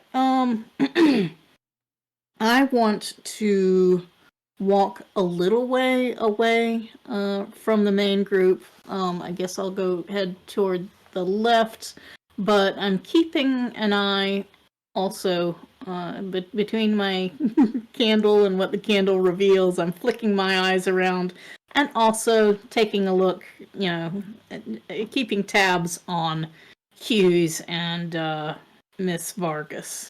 So I don't want them heading back up the stairs without us. And I spot hidden to see if I see any of the sigils that I don't know what the hell they are, but I know that they're sigils. Yep. Absolutely. Does anybody else want to make any kind of roll? And That was bad. That was bad. I'm looking for like chutes leading out of the ceiling. Any more hidden doors, creases in the stone and stuff. He's just gonna be real thorough. This is your fault, Quinn. This is your fault. I don't know I how, but didn't this is put your the fault. signals in the room. They know they're all over the house. There's a giant stained glass window up the You front door. got a critical failure, and then I got a 94 on my highest skill. This is your fault. How is that? I am not even in the same room as you. I haven't breathed on your dice. I don't know what magic you cast over this, but this Have is you your ever fault. seen me play Panabon? It's probably that. It's Because absolutely I'm definitely playing a variant of Panabon tonight. It's all the Mercury. That's what the Mercury does. All right, I got a regular success. Okay. And I got a regular success, but like I said, I'm only focusing on a few things. Okay. I'm pretty sure I got The a non-critical servants, failure. the candle. Can I spend some of my luck just to cushion this so I don't have a critical failure and it's just a regular old failure? How much luck do I need to spend so it's not? I'm not gonna worry Because a about 98 is bad. I'm not gonna worry about the critical failures right now. Nothing bad is gonna happen to you. It's just gonna technically be a regular failure. I don't like the way that you said "to you" because we have NPCs in this room. I'm okay if bad things happen okay. to the NPCs. Yeah, they're I'm expensive. not. They could lock us in. Emma could be like, "Nope," and "nope" out, and we could be trapped in this That's room. It going could to happen anyway. I don't know what you expect. There is Well, I no have way my that door snuff is box. still open. I've been told I can't have my snuff powder, but I have it, so that's nice. Okay, so you definitely failed yours. You definitely failed yours. So Bailey, what exactly are you looking for? I'm looking for my candle flickering to show that there's a breeze, which will let me know that this room is not the only room or air shaft or whatever down Okay. here. I suspect there's more than just this room. Okay. And Frank, what about you? What exactly are you looking for? Again, I'm looking at the ceiling for chutes. I'm looking for spots in the stonework that might be loose that I could, see if there are any hidden doors or anything against any of the walls. Out of place stuff here for, a butcher basement. Okay.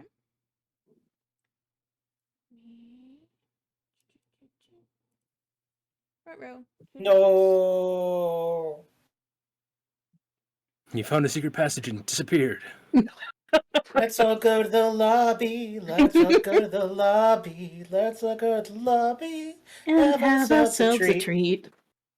They haven't been on the rollers for 20 days. They're healthy. Although I, for real, would have a hot dog right now. Someone offered me a hot dog. Yeah. I don't know if I want it to have a face, though. I find the face of the hot dog disconcerting.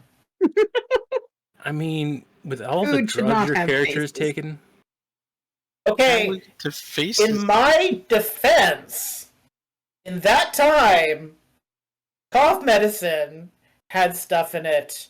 Coca-Cola had stuff in it. Mercury, Here's the they thing. didn't know was bad, and snuff powder. Sherlock Holmes did snuff powder. Sherlock Holmes did. He did heroin, morphine, didn't he? and heroin. and opium I'm not that bad. all the time. So here's the thing. I used to work in a pharmaceutical company, and as part of like the FDA regulations, I had to like go through X number of hours of classes of like safety and things like that, and like in advertisement and like what we have to report and things like that. Yeah, the old school miracle pill like advertisements were amazing. Yeah. Like the joke of you got ghost in your bloods, do cocaine about it. It was not far off. It's true. No, it's just most of my insanity is the mercury poisoning slowly working its way through my bones. There you go. That's.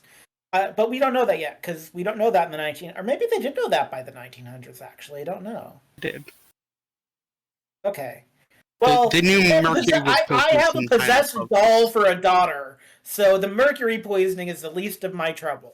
I should have brought the possessed doll with me. What was I thinking? Do you also have the radioactive wallpaper? No, I didn't have Or- enough money to spring for the radioactive wallpaper, sadly. Shame. I mean, It's you really gotta bad. at least have some of the radioactive dishes.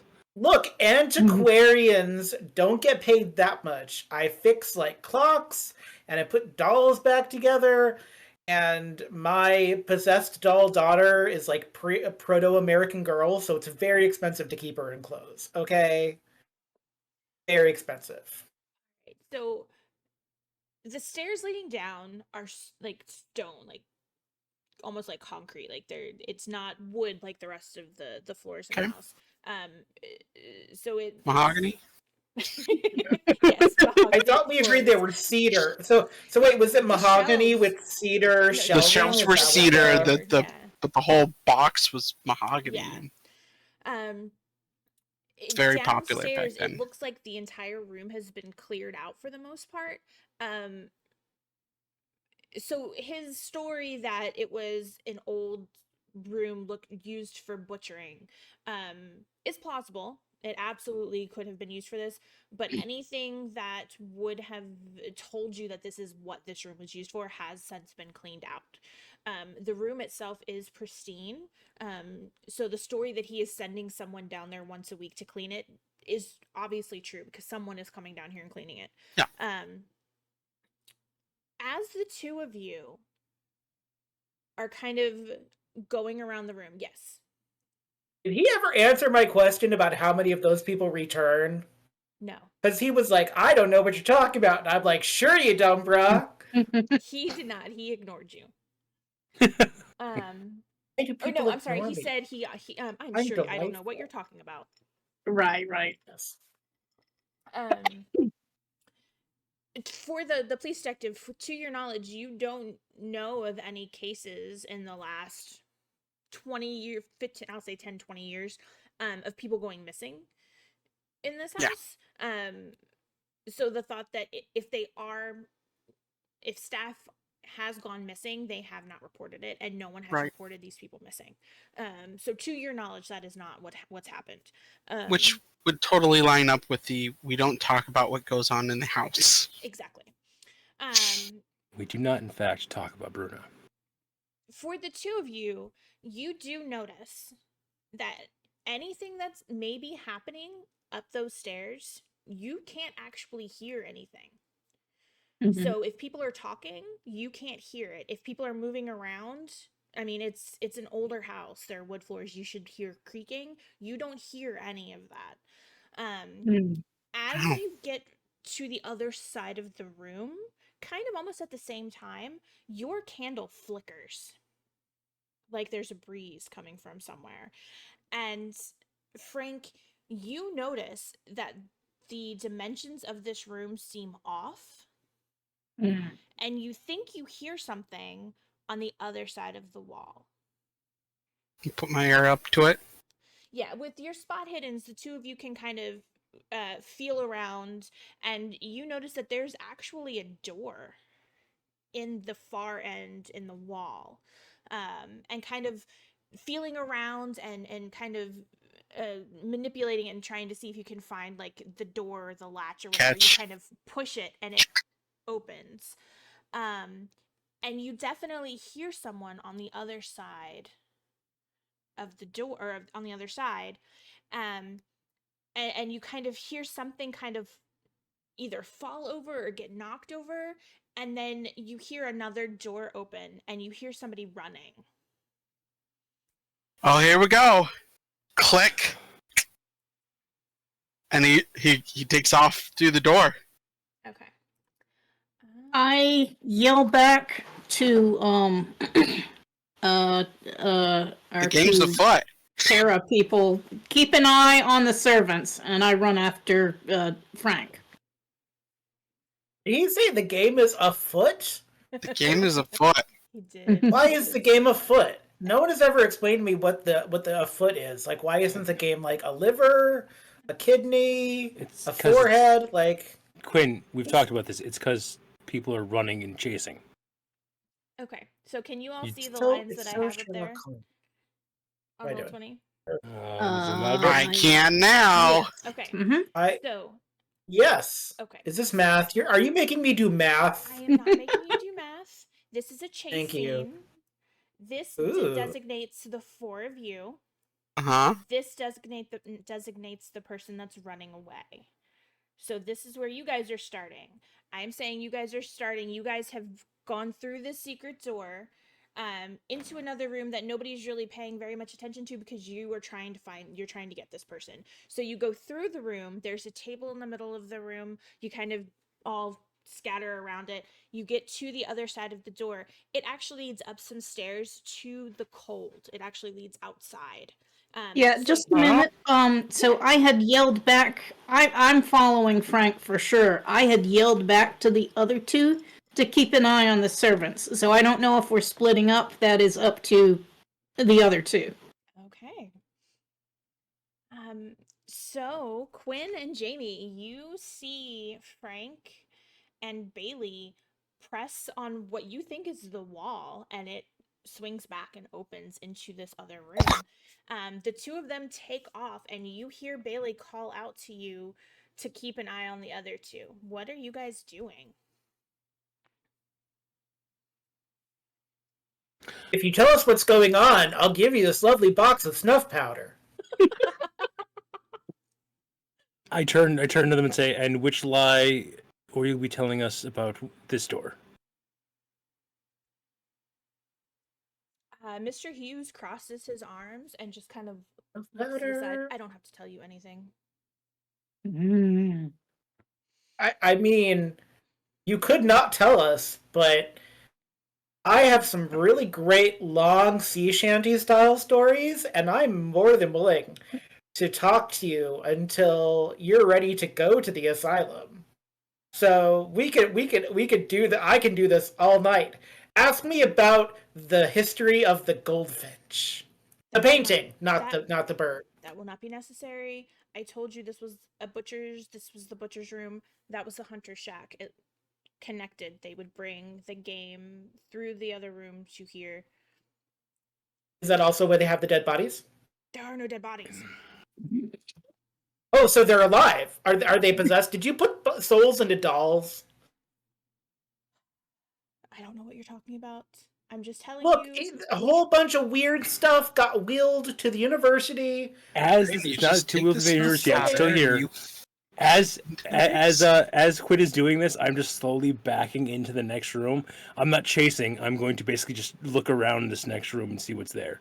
So if you gotta go to the chase scene, you can go to that. Yeah. But I think the division of labor is Quinn is being the most Quinn can be to the NPCs. I am investigating the room that the Phantom of the Opera was in, and then the other two are chasing. Right. Bailey and Frank for chasing. Yeah, Madame Giry is not having a great day. She shouldn't have talked down to her staff. All right. So Yeah. the way chases work is you have a movement speed on your sheet, but it's not like D&D where you actually like measure how far you can move. It's very fluid. So it's you tell me what you're doing and it's how far you could realistically go in that movement that you're doing. So if you're gonna tell me I'm gonna run and like leap over a building, that's not gonna happen. But if you're gonna say I'm gonna run to as far as I can go because I'm chasing them, I'm gonna run as fast as I can, then that's more realistic. Yes. Yeah. Can I donate my movement speed a la Pocahontas in that scene where she's trying to get back to John Smith? Unfortunately, no. Bad. It never hurts to ask, because the people at home might want to know. This is By the way, very true. where is the movement speed? Because I'm fighting firearms. Combat. Mhm. Combat. Okay, that's Okay, different. that I got bar across the top. movement 9. So you Okay. get 9. What is Bailey's movement speed or movement rate? I'm gonna look that up just a second. Dex, dodge, build, movement rate 9. Okay, so you guys can pretty much run as equally as fast. So it's not like one of you was a track Yep. star and is taken off. Yeah, my goal is backing up or side by side with Frank. I am not trying to get ahead of Frank. Okay. Now keep in mind there is snow. So not only are the two of you inhibited by the snow, the person you're chasing is also inhibited by the snow. They do have a little bit of a leeway. These lines, these extra lines that I have drawn are obstacles. So Okay. maybe there's some ice as you get up there. Maybe there's like a tree that has fallen or something. An obstacle that you both have to deal with. So as this person reaches the first obstacle, what I am going to do is I am actually going to roll a dex roll for them to see if they are able to quickly and easily bypass this obstacle. So I would say as they get up there, you guys are probably right about here. Mhm. Oh wait, Uh-huh. that's the wrong person. I apologize. How dare I was you rolling control for the- By the 37 way- people at once? By the it's way, success for them. just so people know, I did take a bit of my snuff powder, and I am currently retelling the plot of J.M. Barrie's Peter and Wendy, which is a very popular book that came out in 1910, so it's still very new. I'm sure they're very satisfied. Again, just take your snuff powder and blow it at them. No, I tried to bribe them. They didn't want the bribe, so now they get no snuff powder. Now they've just got to deal with me. They could have taken the snuff powder and gone. They made a bad choice in life. Okay, so they did pass, so they are able to get over the ice that's right there, but it does slow them down a little bit, so you guys are able to catch up a little bit. So I would like you guys to both give me a dex roll to see if you were able to get through the ice.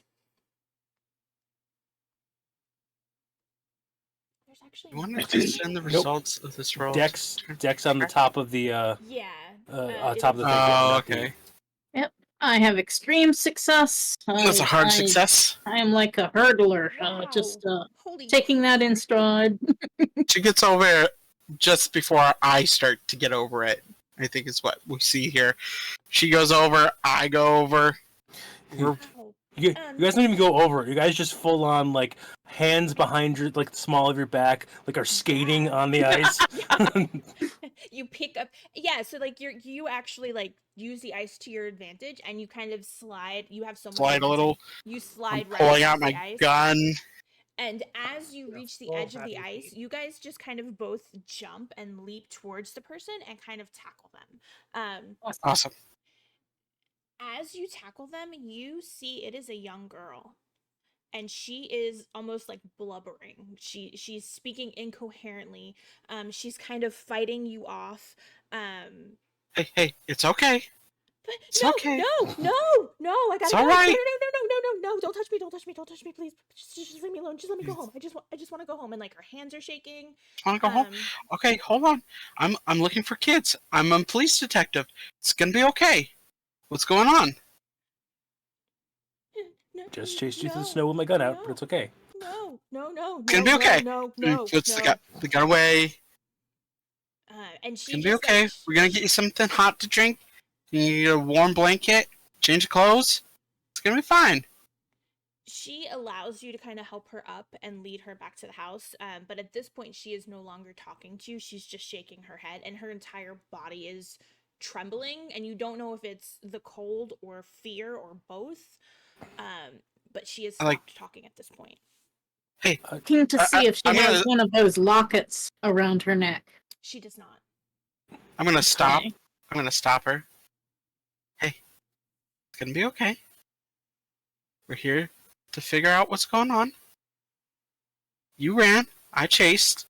Caught you. It's okay. You're not in trouble from the police. But I don't want to bring you back into that house if it's dangerous. Is it Mr. Hughes? She Or are You you don't have to afraid s- of Miss Vargas? You don't have to speak. You could nod. she continues to just tremble, and she doesn't speak. You can I'm gonna- tell she looks younger than Emma. I haven't taken my coat off yet, and so I'm going to take my coat off and wrap it around her. Okay. Here Is you she go. wearing outside clothes, or does she look like she just had on, regular inside clothes? Regular Did she have a inside clothes. coater? Mm-mm. Were you down here cleaning? Oh, kind of beneficent GM. Yes. Have we received descriptions of the grad students that went missing? You would have received descriptions of them. This does look No. like one of the missing girls. Look, we're looking for your colleagues. There's a whole bunch of you went missing. I gotta bring you guys home. I gotta know what's going on. You gotta believe me. I'm here to help you. I want to get you out of here tonight. She The continues faster to you tremble, and she refuses. She isn't speaking. She just kind of like has that faraway look in her eyes, and she, even if she looks at you, it looks like she's looking through you, and she just trembles. Is there like no persuasion or? Oh man. You could try Or some. charm. You could try charm or persuasion. if Yeah. you want. Let's see if I even have charm. I don't. I do, but it's real tiny. And then persuasion. I mean, you could I have- absolutely try it and see. I have a lot of charm. You know, so Bailey, could you help here?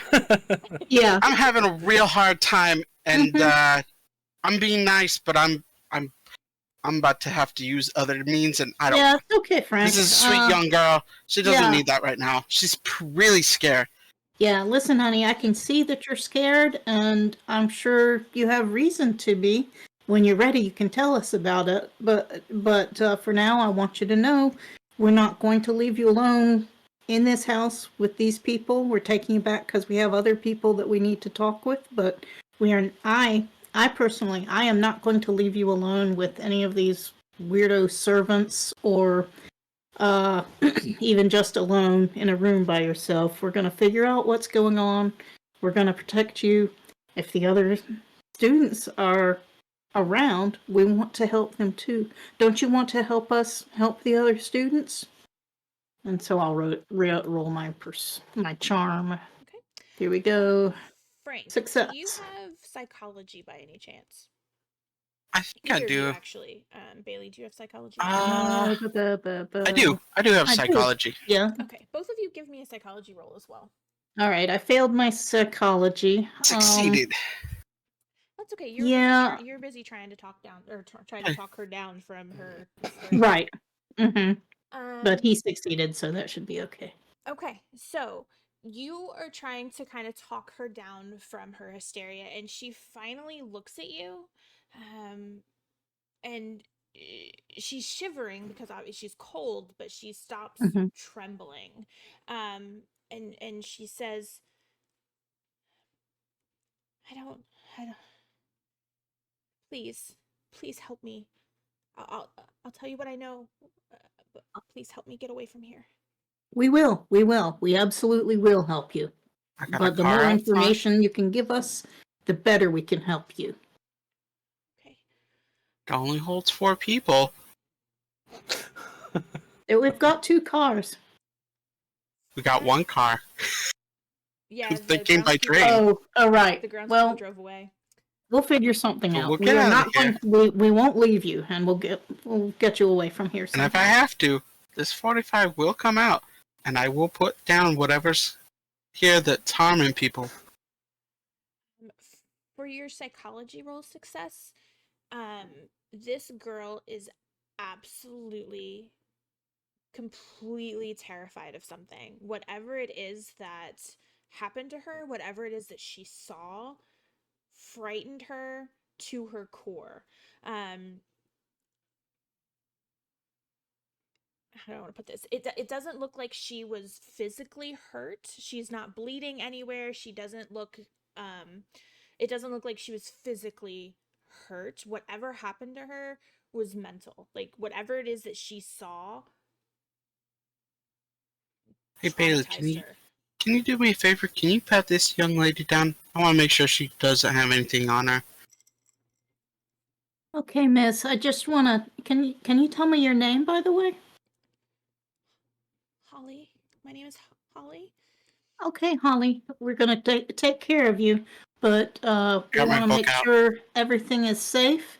And so, if you don't mind, I'm just gonna go through your pockets and make sure there's nothing there that we need to worry about. And so, Okay. I'll wait for a second for her to nod or object, and if she doesn't object, I'm going to start kind of patting her pockets and see if she has any papers, or any weapons. Okay. You do note, Frank, that a Holly Owens was on your list of missing students. I'm gonna check that little box. Okay. Miss Owens, it's gonna be okay. I'm here to find you and the other students. I will do my job. I've already found you. We have are to get them back. We have to get them back. We have to stop him. We have to stop him. And she like grabs you, Frank. Yeah. We're gonna stop We have him. to stop them. Shh. And I'm just gonna pull her into a hug.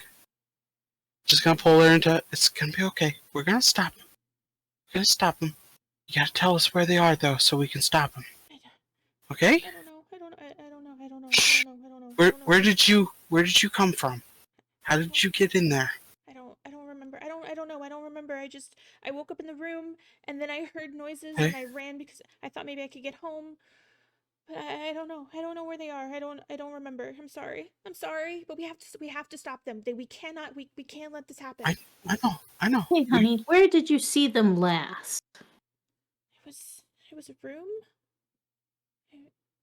A room. It was a room that I don't recognize. I don't remember. I don't know how we got there. Do you What's in the remember room? if it was upstairs or downstairs? I remember being in the library, and then Mhm. I woke up in the room, and he was there, and there was a piece of glass, and he kept talking to the glass, and I laughed. I thought this was a joke, and then it wasn't a joke. You I'm mean like there was a taking a man chance to write it all down. talking at a mirror No, or a window? it was a piece of glass.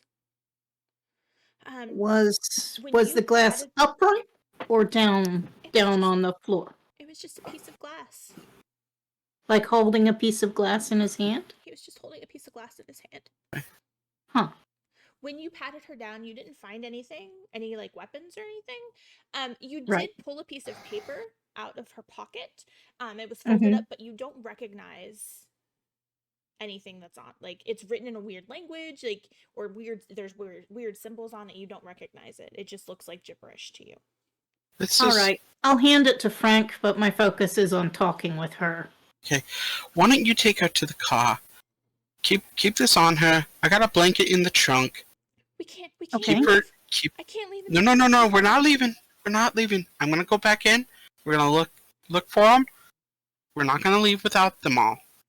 I won't leave without them all. Okay?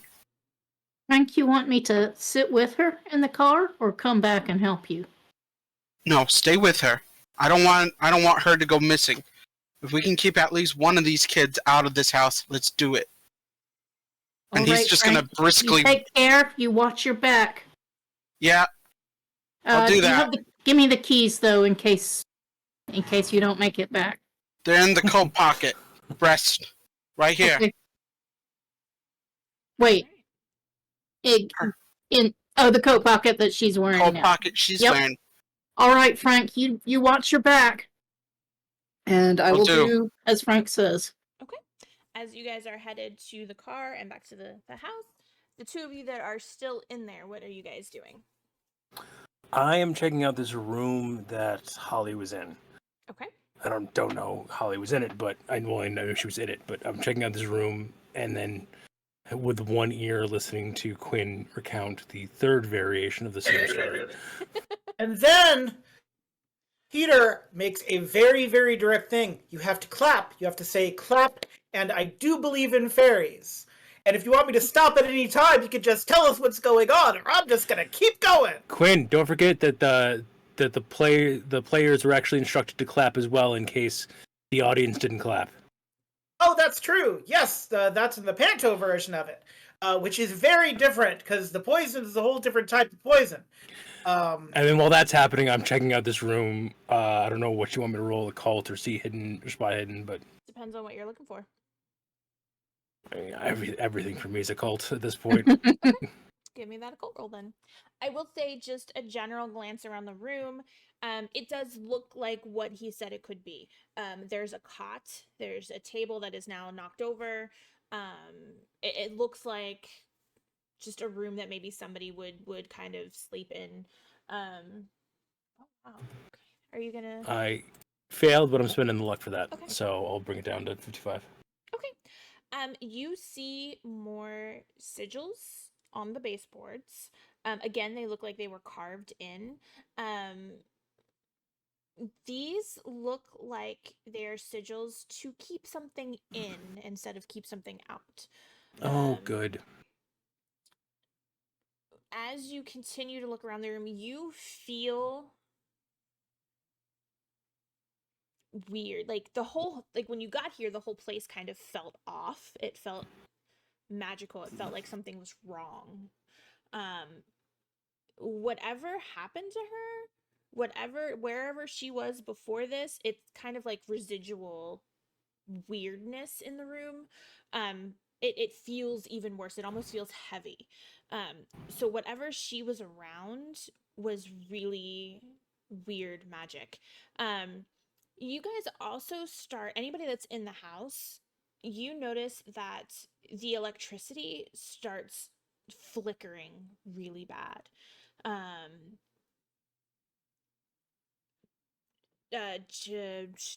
not Jamie. Quinn, you are in with the butler and the head of the kitchen. And as the lights start flickering, I'm just gonna give this to you. You notice that they kind of share a look, a really almost worried look. And he sees you notice that, and he says, "Oh, it's an old house, and the wiring is new, and it's, how I it know goes." it takes a lot of newfangled electricity for the dead bodies, doesn't it? Are you trying to reanimate them? What? No, that's a child story. No, of course not. It's just I it's an mean, old house. It I takes mean, a lot of I electricity. I have like It's a fine. I have like a possessed doll in my shop. So anything you're going to tell me is a child story, I'm going to stop you right there and be like, anything is possible in this world. I literally have a doll that moves around my house, and I read Peter and Wendy to. So I'm just going to let you know right there, right now. I'm not in the mood to believe Frankenstein's just a story. There's no way Mary Shelley didn't see something in the ether. As you're saying that, you see almost like a shadow flicker up the stairs, and then you hear what sounds like somebody is trying to call down the stairs, but they're being muffled. And then the cupboard door slams shut. Shouldn't have let him close it on us. Now I get to get Now, louder. You do notice that when that happens, the two of them are obviously surprised and frightened. They were not expecting that to happen. Oh, I think there's been a little mutiny among your kitchen staff. Should have been nicer to them. And I do a little bit of my snuff powder and go, so you want to tell me what's really going on? Huh? Huh? Huh? Do you? I get up in his personal space, and I'm like, I know something weird's going on. Just tell me what it is. And then I'll stop talking. All you have to do to get me to stop talking is tell me what's going on. I don't know what's going on. I just know we need to get out of this basement and see what just happened to our staff. Why? What do you think happened to your staff? I think at this point I come back into the room to see Quinn inches from his face, if that far, and I'm like, what happened? They've locked us in! Ha ha ha!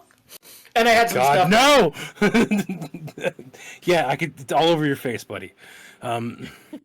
It's really dark down here. They've got a Frankenstein thing going on with the electricity.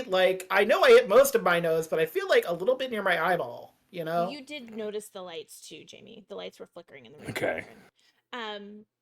Also, they told me Frankenstein's not a real thing, but again, I have a possessed doll. So also, did I hear you read your doll, happen. Wendy and Peter? Or Peter and No. Wendy? Well, yes, I do. I read the. She prefers Wizard of Oz is a Pollyanna. much better story. Well, it is a better story, but I am reading the things that she likes and trying to expand her horizons. Because I assume eventually she'll want to leave home. I want her to be well read. And I start going up the stairs to see if I can open up the door. It is barred shut. You cannot. Oh, Actually, good. You know what? give me a strength roll. We'll see if you can. Oh, we can get through the Good. door. I've got a Try. 30 strength. This will be fine. Oh yeah, no, I'm sure you can totally do it. Hell yeah, apparently. Hey! You are so okay. So when you were in the other room and you were kind of feeling around and you were feeling all of this weird, uncomfortable, magical energy, this heaviness that was in the room, and then as the lights were flickering, every time the lights would flicker, you would just be overwhelmed with this darkness, this dark energy.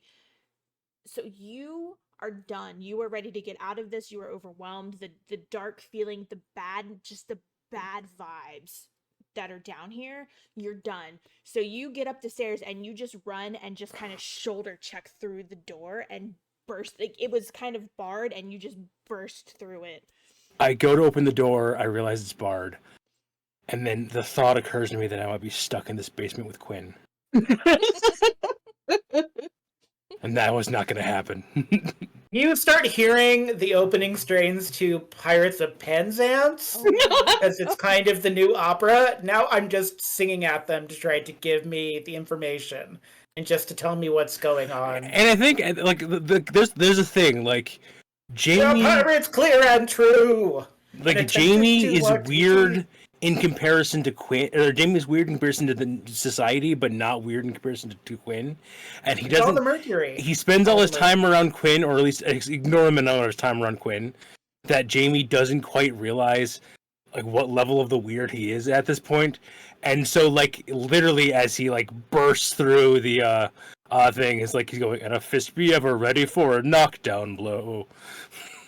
All I'm picturing is the Pirates of Panache from Bob's Burgers, and I'm picturing Linda Belcher singing it in my head, and it just makes it even better. It's so good. See, I'm doing the Star Trek them singing a British tar with Data, and like Right. cutting Oh, back and yeah. forth between the two different shuttles.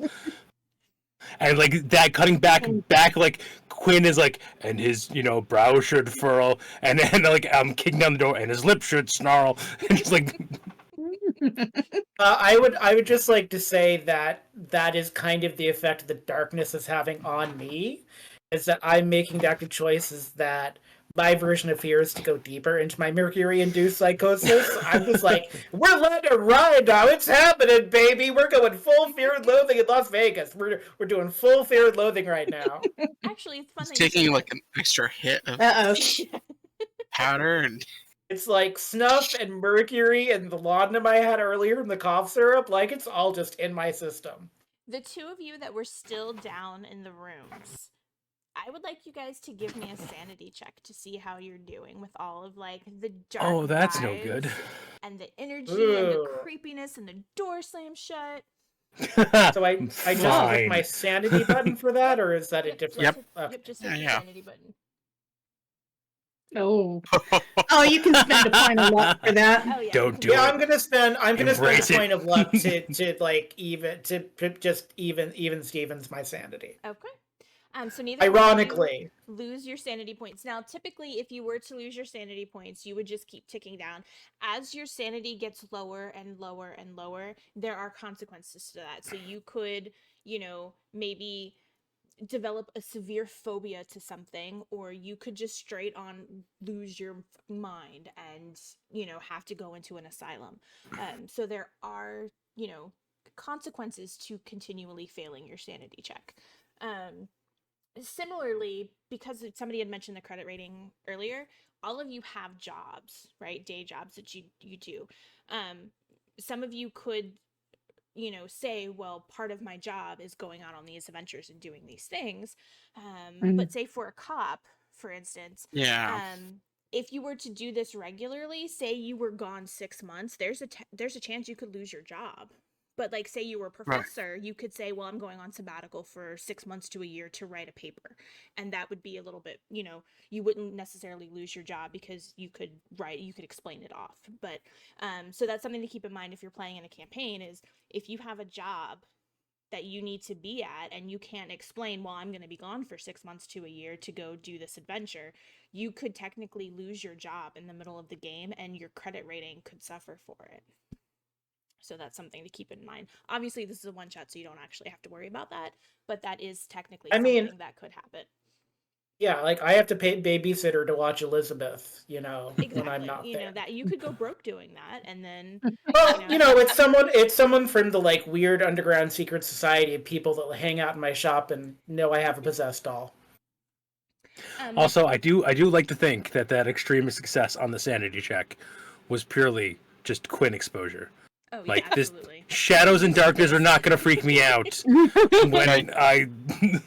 I want to say as the light is flickering, we actually catch you looking back through the doorway, and Quinn doing that big line of snuff. Right before he goes crazy, you're like, oh, here we go.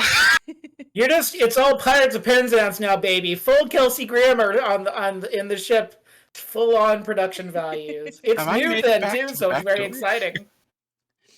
I am the very model of a modern Major Jenner.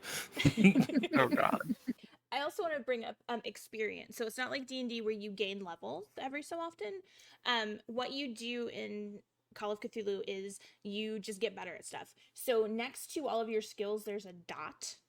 Anytime you roll a skill and you succeed, you click that dot. Or if you're using a paper sheet, you just check mark the next to it. And then typically it's at the end of a chapter in a campaign, or it could be at the end of a scene. It really just kind of depends on the campaign that you're in and the keeper. They will say, okay, now you can roll to see how many points you get to add to that skill.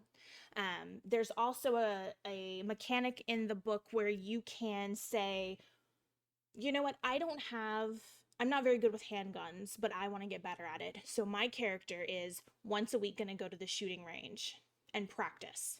And between you and the keeper, you will decide, okay, well, you've never shot a gun before, so it's going to take a little while for you to be able to get a skill in that. So I'll say at the end of 4 sessions, you can roll to add skills to see how well you progress for that. And if it's something that you're good at, like say, I want to increase my listen skill, and you already are fairly decent at it, well, you're already good at it, so it'll only take you 2 sessions to do that. So you can always talk to whoever's running the game to kind of get better at things that you want to improve on or that you don't already have skills in. All right, so like I've passed checks in charm and in spot hidden, if I recall correctly. So I would have a chance of improving those even more. Yeah, exactly. And then, occult has been a role that we've done a couple of times tonight. Say you don't have any points in occult, but because of this whole situation, you want to learn about it. You could say, well, I'm gonna maybe meet with Jamie and have him teach me about the occult. And then, the keeper would say, okay, well, I would say probably at the end of, maybe 3 sessions, you would have gained enough knowledge to be able to roll to put points in that. Okay. That type of thing. So we have Detective Frank heading back the way you came, correct? Okay. Yeah. We have Bailey taking Holly to the car, correct? Right. Okay. Quinn, you are still in the room with Mr. Hughes and Miss Vargas, correct? Or did you follow Jamie up the stairs? I don't know if you can hear my roommate Splendor going, so that's why I've muted myself. I am currently singing What Never, No Never. Should we go back up the stairs? I'm doing that in cadence just to see if they... Yes. So I'm doing that in cadence, giving them like, should we go back up the stairs? Should I continue to detain you here? Are you worried? Are you like, she'll be in here? Like, I'm trying to gauge what the butler and the head of household, who definitely know things, like, what do they want to do? So Penelope is very concerned. Like, she has visible concern on her face, and she is looking up the stairs. You want to get up there? Are you ready? I would like to check on my girl, yes. Something obviously happened to her. The door slammed shut. Something happened to her. Just to her? What about all the other people that work here? I am telling you, I don't know. Now, may I please go up the stairs to check on my girl?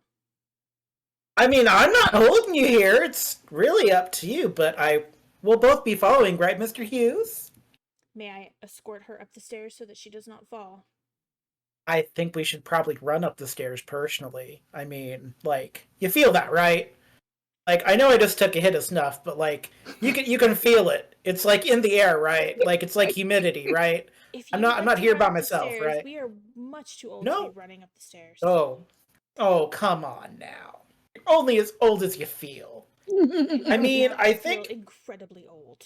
Do you want some snuff? Like that could help you get up the stairs. There's some like medicinal you get benefits up. to snuff. Are you trying to persuade them? Yeah, I'm gonna try to persuade them to Okay. take some snuff. Let's uninhibit Let's do these this. starched butler. Is this like an opposed role? This is gonna be great. You know, Um, it wasn't gonna be, but now I think it is. I just gotta figure out. I think it should. I think my opposition is not great. I don't even know. Opposed I'm or a rolling harder here. roll because of the You know what? We're Quinn gonna do being a Quinn. harder roll because of it. So the way. So I need to click the hard button Yes. here. Is what I need to do. So the way it works is there's the regular roll, which is your regular number, however many points you have in the thing, or however many points are already innately in that skill. Hard halves that. So what is your persuade at? What's the half roll? So that's going to be the top small number. So my persuade is 45, and that's a skill.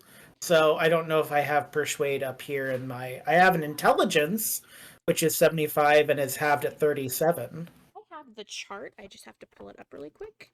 Okay. There's a chart in the book. My education is a little better, actually. 45. So, So the half skill is 22. So to cool. succeed a half skill for your persuade, you have to hit a 22 or lower. If it was an Cool extreme beans. roll, it would be a fifth of that, which would be Oh my a God. 9. Oh my God, that's so much math. So it's can he so- just Alright. hit the hard roll Yes. option at So the you're gonna top? hit the hard roll option, and then you're gonna hit persuade. Let's do this persuading. That didn't go well at all. Look, let's be real. They just had to go through 10 minutes of me doing the Pirates of Penzance Limberto while high on snuff. So, I'm really just seeing what they're keen on doing. I know she's lying about checking on Emma unless, like, Emma is her long-lost ghost daughter or whatever. I don't know. But, like, I'm just like, I'm not letting them be behind me on this staircase. This is how you get the happy, super fun slide treat. Like, This is how you get the Panabon stab in the back. Mm. except this time So- I'm not Panabon. This time I'd be the one stabbed in the back, and I don't like that. That's a no from me. This is very true. They will happily, carefully walk up the stairs. And I'm gonna be headed- behind them, being like, "Come on, come on, come on, let's While go, that's let's happening, go." considering it already burst through the door, Yes, what do you I would- see up here in the? That depends. Are you just kind of doing a cursory glance, or are you actually like looking? I think because we knew Emma was waiting, Mm-hmm. is she not in this room right now? No, there's nobody in this room right now. Then that becomes the higher priority. Okay. I am going to be searching for Emma or whatever happened to her. Okay. Looking, just kind of like a basic cursory look around the room. Nothing really looks wrong. You would think if there was a struggle, something like things would be knocked over. You would have heard like crashes from like the table being bumped up against and glasses kind of jostling. But it doesn't really look like there was a fight or a struggle necessarily. As you kind of look around, you see something kind of half under one of the other cupboards. And as you reach down to pick it up, it is a locket. Okay. Pocket that, and I'm going to. I for a half a second, I think about waiting for backup to come up the stairs. Then I remember that backup is Quinn, and I just start Hey. looking. Not that I don't trust you, buddy, Ow. Ouch. I But have lived with the possessed doll daughter for how many years? How very dare you? How very dare you? I will not have my character misaligned. so I am going to, in truly smart and capable fashion, head off on my own into the mystery mansion by myself. Woohoo! I'm so excited about that. Means- So Also, I do have to ask before we get that far, Frank, how far did you get? Because you heard me doing, like, you saw me, so, like, are you right behind me on the stairs? Are you, like, bustling I don't past know, the am old I? butler and so the household? Frank was coming into the room with the cot where Holly escaped from. He's coming in there as you were going up the stairs. Oh, okay. Do I perhaps see them going up the stairs? I will say yes. You reach the secret door as they are going up the stairs. I mean, at the very least, you can Upstairs, here we hear go. Quinn. Bailey. Mhm. As you're walking back around the house, like you're going outside the house to the car, right? Or did you? Right, go I'm back- not going through. Well, I came out without a coat, and she has his coat, so she's okay. But no, actually, I told her she wouldn't have to go back into the house, and Frank told me to go to the car. So, yeah, we'll just go around the house to the car. Excellent. Okay. So as you are going around the house through the snow to the car. Now at this point it has started to get dark outside. Mhm. It is starting to become evening. In the distance, so as you're kind of walking around the house, to your right in the distance, you start seeing weird reddish color lights. I put my arm around Holly and hustle her as fast as I can toward the front of the house where the car is. Okay. I am not investigating those lights. That is not my mission right now. Okay. Nope. Where's your sense of mystery? In the house with her things upstairs and in the room that they gave her. Mystery and wonder. Yeah, our okay. stuff is definitely gone at this point. They've definitely like moved it or it's Looted gone it at the very as least. like the house consumes us. Like our stuff is gone. Like there's This no is why I way. only pack clothes. Just clothes. That's it. Just Just change clothes? one set of Is it clothes. just That's like it. is it like a successive set of clothes and each one has its own like rifle with or own revolver with it? So like you always have a revolver no matter what outfit There's you're a wearing? fresh revolver, fresh gun kit, a little packet of tobacco, and a very small pipe. Oh, I love a small pipe and tobacco. That's adorable. I miss. You gather miss us all in being the able to- library and be like, one of you is the murderer. No, see that was supposed to happen at the end of the adventure, but instead we just kept on telling people, "Hey, these are all the creepy things we've noticed that have been wrong in your house." And Technically, that's All me that's off. been doing that. It's really me. no, Frank's been doing it too. Yeah. Frank could have noticed something and then said, "I'm gonna come back later with other people when they're not sitting right here." But no, Frank rolled on him today. Let's talk now. If we've learned doing nothing this else, now. if we've learned nothing else, it's don't inhale mercury. It's bad for you. Right. You know, So doing I'm this if you've learned live. nothing else from Shadows of Nox, mercury poisoning is a real thing. Maybe I shouldn't be licking my bullets when I put them in the gun. Mm. Maybe you absolutely shouldn't should. be. Yeah, a little lead It's fine. poisoning. It's totally fine. Don't even worry about it. Give it a little chew. In 1910, we didn't know lead was poisonous. It's fine. Exactly. I think we did. Anyway, I have a couple science things was I there. want to do when I get to the car, but for now, my focus is just on hustling Holly as fast as we can both go to the And car. you were ignoring the weird reddish lights in the distance.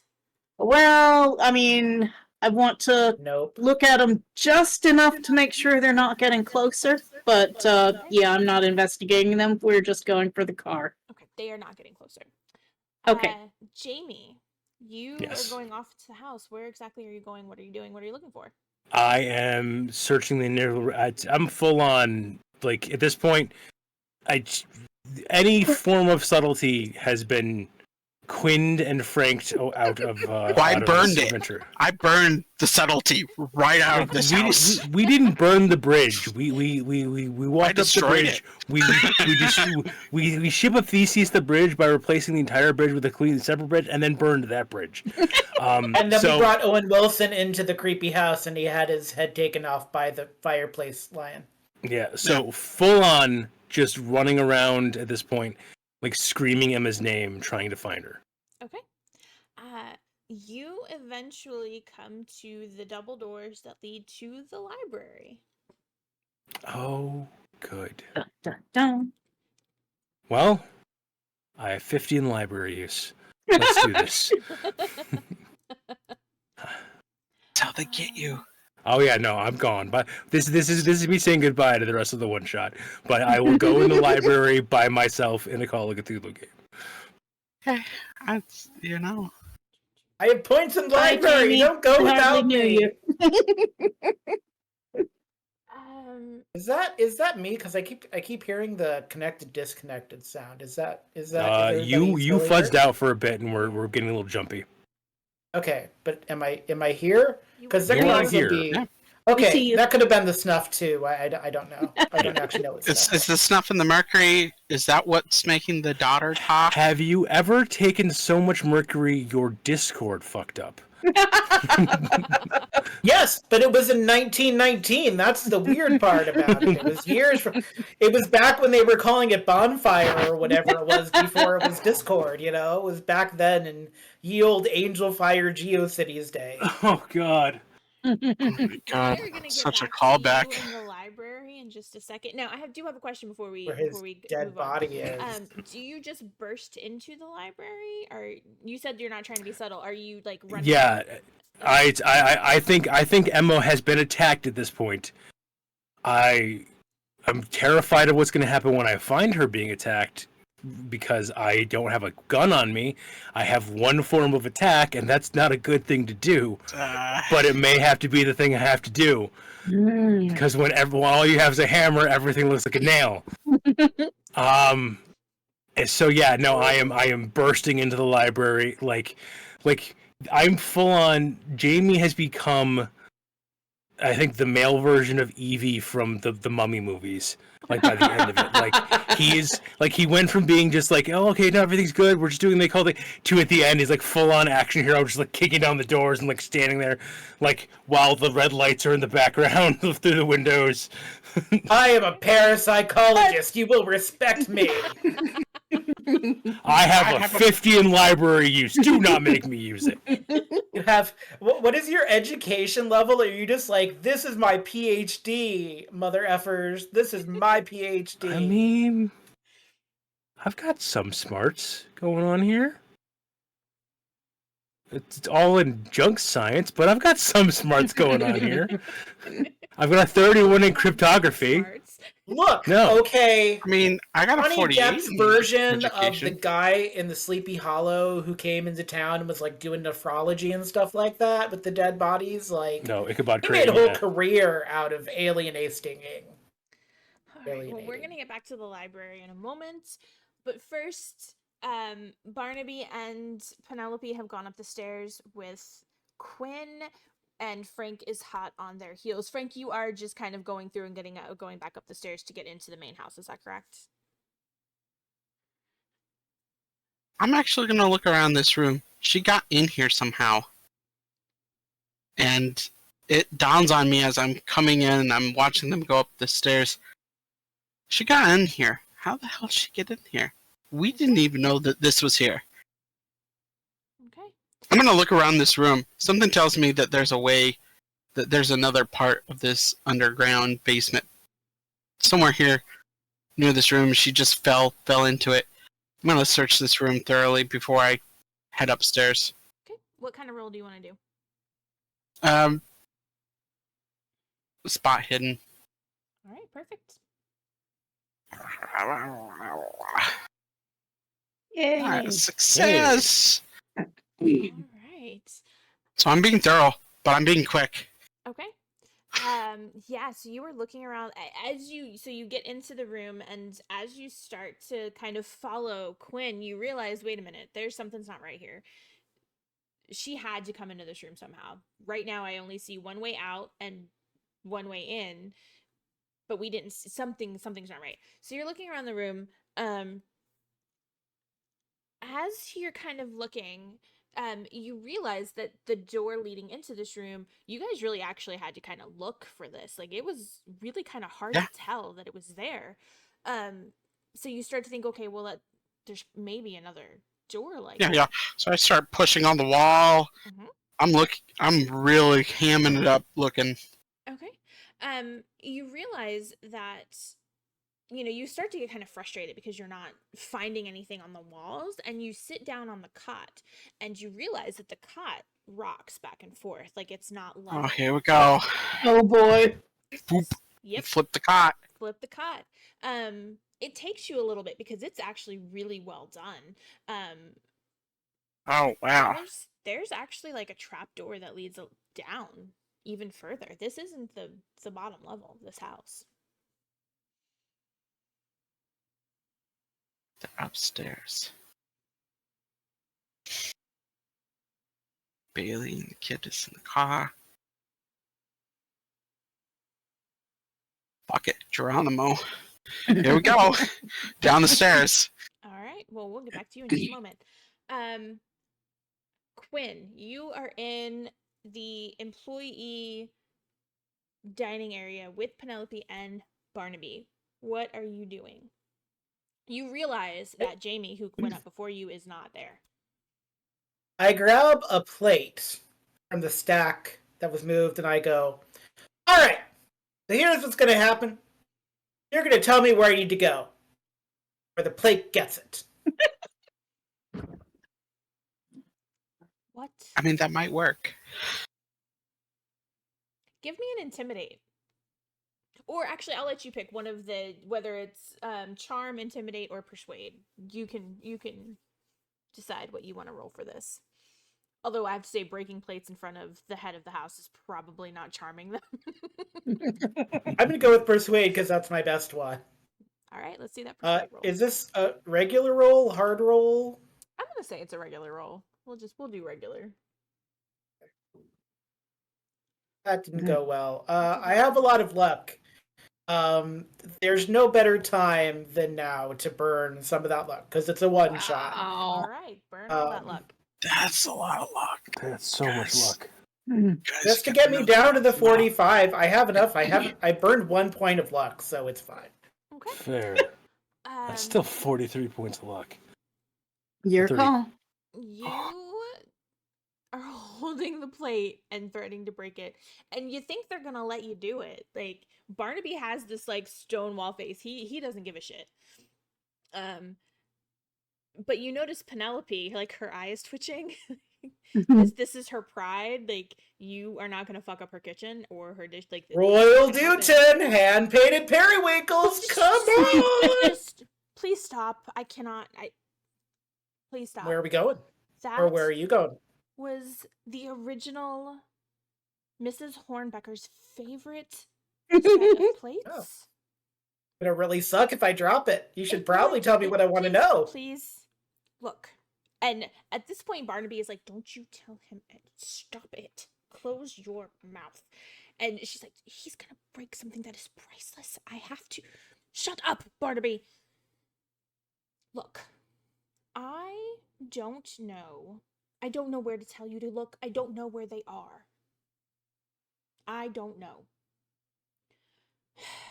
One of those stupid children found something in the library and started talking to it. And then the stupid kid... Well, that's stupid. That is stupid. It's very stupid. You're It right. is. Why It would is. they do that? It is very stupid. The thing, whatever they were talking to, was apparently talking back to them. And at this point, Barnaby is like physically like gripping her.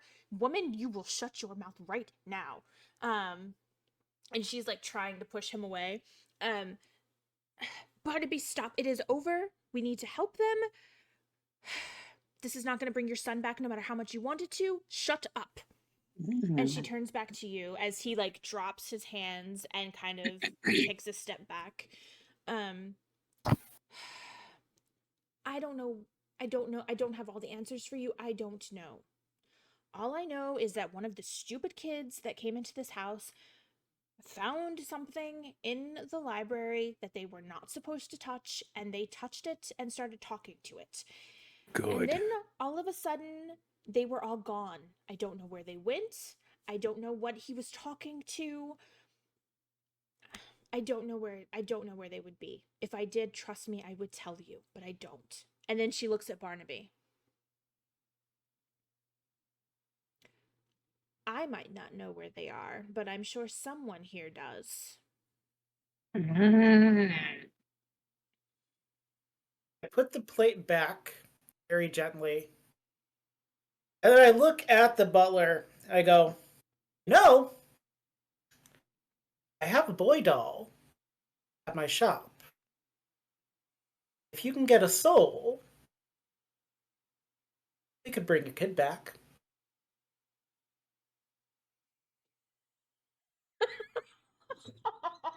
I'm sorry, what?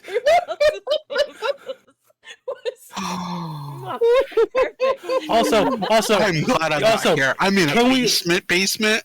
We all just need to take a minute to appreciate Quinn Maybe staring you're in a this library man. this year? It doesn't matter. I'm gonna die. It doesn't matter. Quinn staring this man in the face and with no sense of mirth or just with all seriousness saying, you know, I have a boy doll. I just The look on everyone's face when you said that was just perfect. What? Elizabeth has a brother. There are male and female dolls, and one just happens to be possessed. I'm given the Chucky option, and I feel like that's a good moment to play that on card. me. There are no strings. I'm giving the Chucky option. Not So, like, Pinocchio. you're in the library, and like you don't know why your temple is We're gonna get throbbing, but like, monetized. just Are you gonna start worshiping psychically. Damballa? Start doing voodoo? Like, I look up and go, why is my hair just turning gray?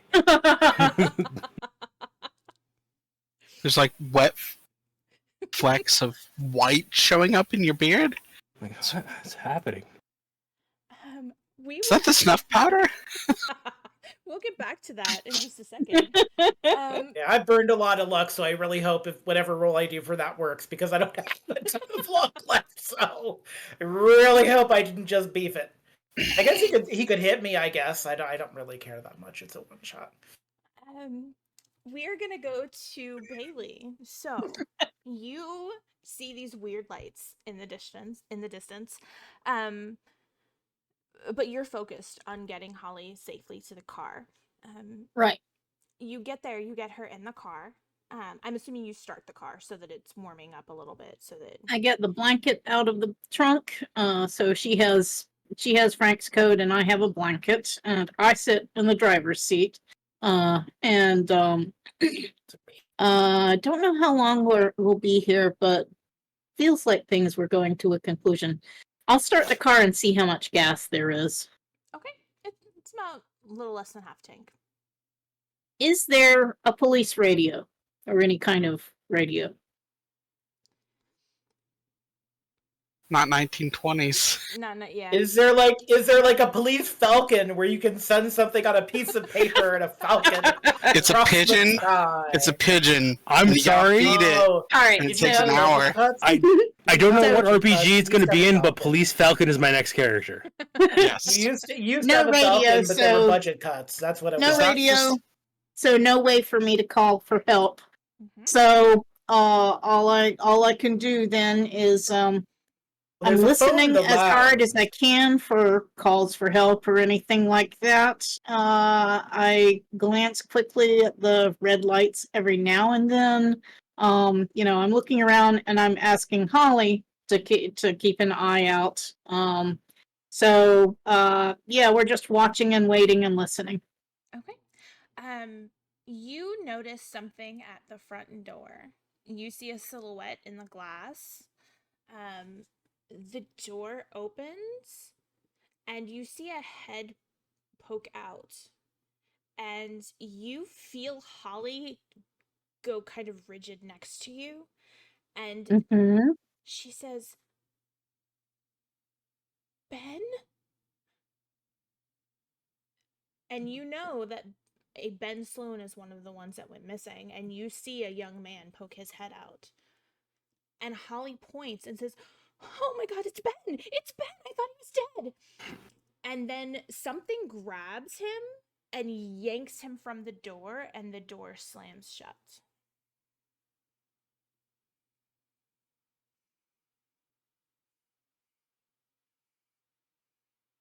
And Holly is once again almost hysterical. "Oh my god, we have to save Ben! We have to save Ben!" And she's like pulling at the door, trying to get out. "We have to save Ben! We have to save him! We can't let them take him!" So she's in the front seat.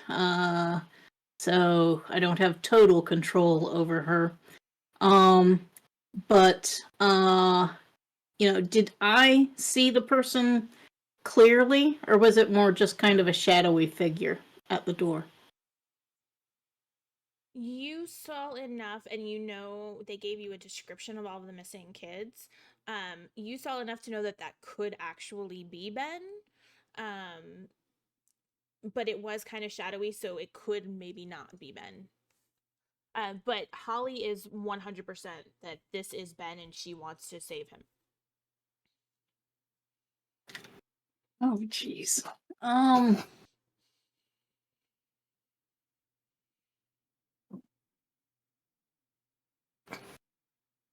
Frank told me to stay in the car, but Frank didn't know at that point in time that someone else was going to be trying to get help. So, and I'm an investigative reporter. I'm really curious. I think I'm going to give in to my curiosity and to Holly's plea, and so I'm going to turn off the car, lock it behind us, and we're going to head toward the front door. Are you taking Holly with you, or are you leaving her in the car? Holly was trying to get out, so I think she wants to go. Okay. So I'm not going to consider myself bound by my promise to keep her safe in the car because she herself is trying to get into the house. So we're going together. Also, it's like 1920. You don't need no man telling you what to do. Exactly. It's like it's the first. It's like female liberation, you know. Yeah, but we had an understanding, but now new facts have come to light. Yeah, it's fine. Yeah, things have come. Yeah. It's not fine, but I think I have to try and help Ben if I can. If it is Ben, I'm not going in 100% convinced, but I think we got to check it out. Everything's fine as long as we follow the cardinal rule of Call of Cthulhu. We don't completely shatter the party and split off into 4 different directions. Oh, wait. Your tone is very pointed right now. I feel like you're trying to say something, and I did it too. I'm just saying, we look. I'll be fine. I've seen 13 ghosts. Even when you stick together, sometimes it all goes to heck quickly. This is very true. Sometimes you get beheaded. Exactly. You know, these things in a glass house. Yeah, that's fine. That'll be. I'm sure. Sometimes you end up in the middle of a weird clock in a basement. Who knows? Yeah. You know? Exactly. As you and Holly enter the house, that is when you hear someone burst through the doors in the back, which is you don't know this at the time, but that is Jamie bursting into the library. And it's all kind of happening simultaneously. So you guys get into the house as Jamie gets into the library, as Frank decides to descend down the stairs. Okay, but Holly and I, we don't see Ben or hear Ben yelling, right? No, all we hear is that noise of doors. All right, Yep. I guess we're gonna head towards the big noise that we heard. Okay. Quinn, what were you doing? I was bargaining my ability to possess a doll to get information from the butler who's bereaved his child. Probably the most insane thing I've done in character, and that's saying something. This is the promise that I'm not sure I can keep, but I like have you a know boy what? doll. Look, it sounds And with bad. enough lube. but I mean, no, that's No. that's not the way that we were going with that. No.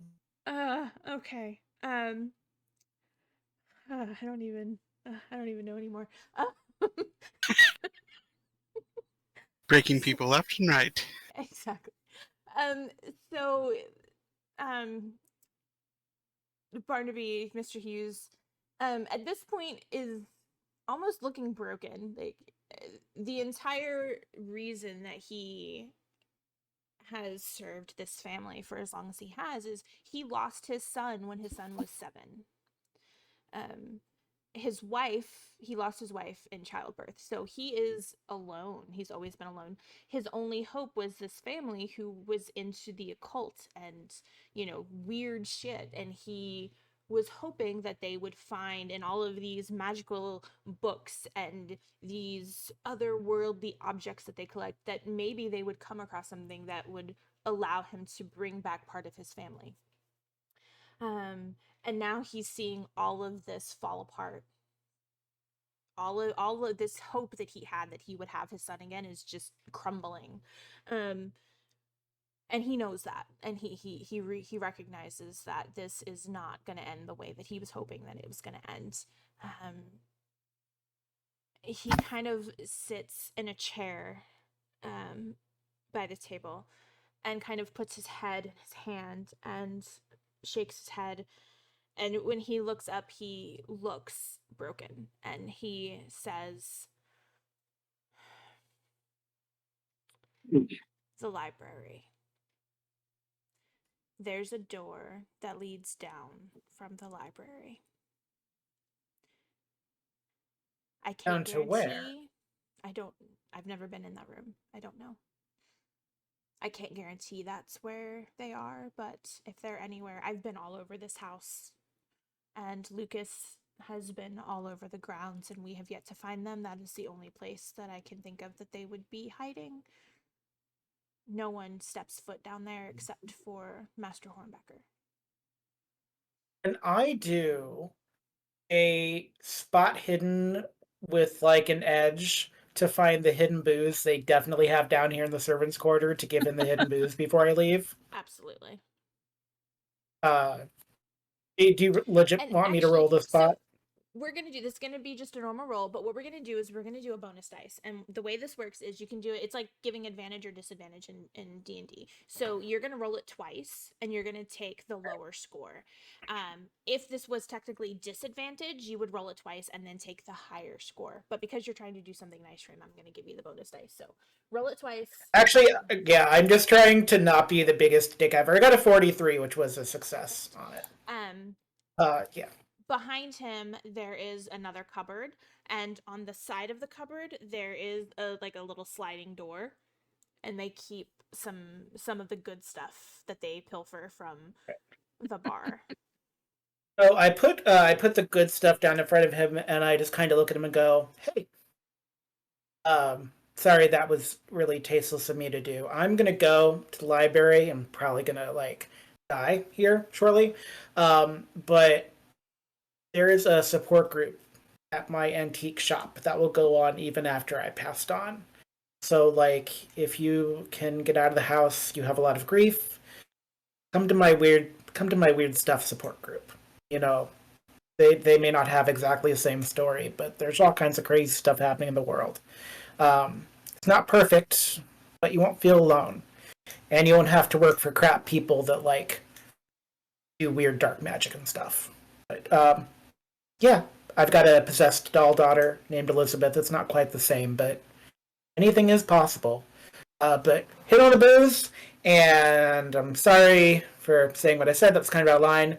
I'm gonna take a hit of my snuff, and I'm gonna not moonwalk, but I'm gonna Charleston out of the room and head toward the library. Because I don't know what the equivalent to moonwalking is in 1910. I don't know that it's the Charleston, but I don't know what it is. Whatever the moonwalking equivalent is in 1910. Well, then I'm doing the closest approximation. It's like a reverse Charleston a decade before the Charleston was invented. It's a I reversed Charleston out of the room, and I'm off to the library. I'm doing it with a jaunty step because now I'm just full on mercury poisoning, insane, and I'm like, we're here to party. There's going to be a secret door. I actually call out to Jamie, right? That's your Yes. character's name. So I call it to Jamie. Secret door. That's all that I say. I don't know if you can hear me, but I'm just gonna yell out secret door. I'm gonna say you can. So all of a sudden you burst into the library, and the library. So the house is rather large. There's 2 stories plus the attic, and then obviously like the basement and the sub basement. The library itself is actually the full 2 stories. So there's like a winding staircase that leads up to the upper story, and it is packed with books, and not just books. There's also display cases that has different weird items on it. I go Maybe full one of cat. those I just 4-foot start wide pulling books globes. off the shelf, looking for the secret door. Full cat. No subtlety, just full cat. Secret door! Secret door! Secret door! Hold on, I've been here a bit longer than you have, so Did you find the secret door? I don't know. We haven't come back to me yet. We are coming back to you. So you burst into the library. You notice that it is, like I said, a very large library, and it is filled with stuff. What are you doing as soon as you get in the room? If I don't see obviously any people, then it's going to be, well, like I have a 55 in occult. I don't know if I need to roll to be like, smorgasbord around me as looking at this place. So here's the thing, though. I haven't talked to Hughes and Vargas. I haven't talked to Holly. I don't know about them going to the library first. So I get that'll just be me. I think I want to Sherlock Holmes from the point of an occultist. Okay. If this is a wizard's library, then these things should be set up the way they are. Check.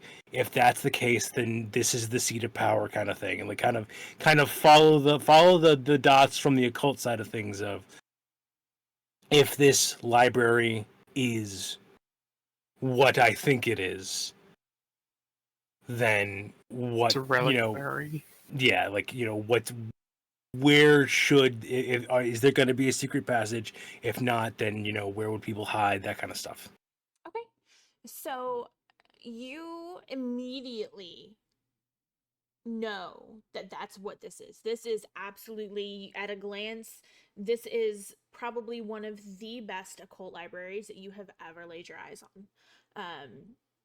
Looking around, there are certain tomes that are in here that you have vaguely heard of, that you cannot even believe are actually in this library. Like, there's only supposed to be maybe 1 or 2 copies, and they are here. The energy in the room is, again, almost overwhelming. And it feels almost dark.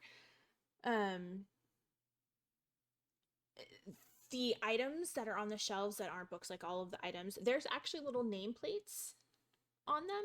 So like they have them like named. The one that you notice is missing, I want to make sure I'm telling you the right name.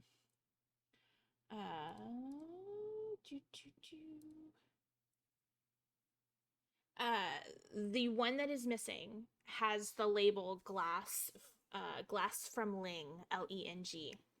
Oh, fuck me sideways. Yeah. Yeah. Okay. Not in 1920. They didn't know how to do that yet. Not More quite about to there yet. invent it because this is going to go so bad. Oh, So bad. No, they've been doing it since the medieval era. In repressed Massachusetts, though. Yeah, it's probably taboo, but it's done hidden behind doors. That makes sense, I guess. Do I notice? I wouldn't like. There is wouldn't a have. desk. Okay. I will say, in the back of the library there is a desk, and it does look like somebody had been working there recently. I want to find the list of books. Okay.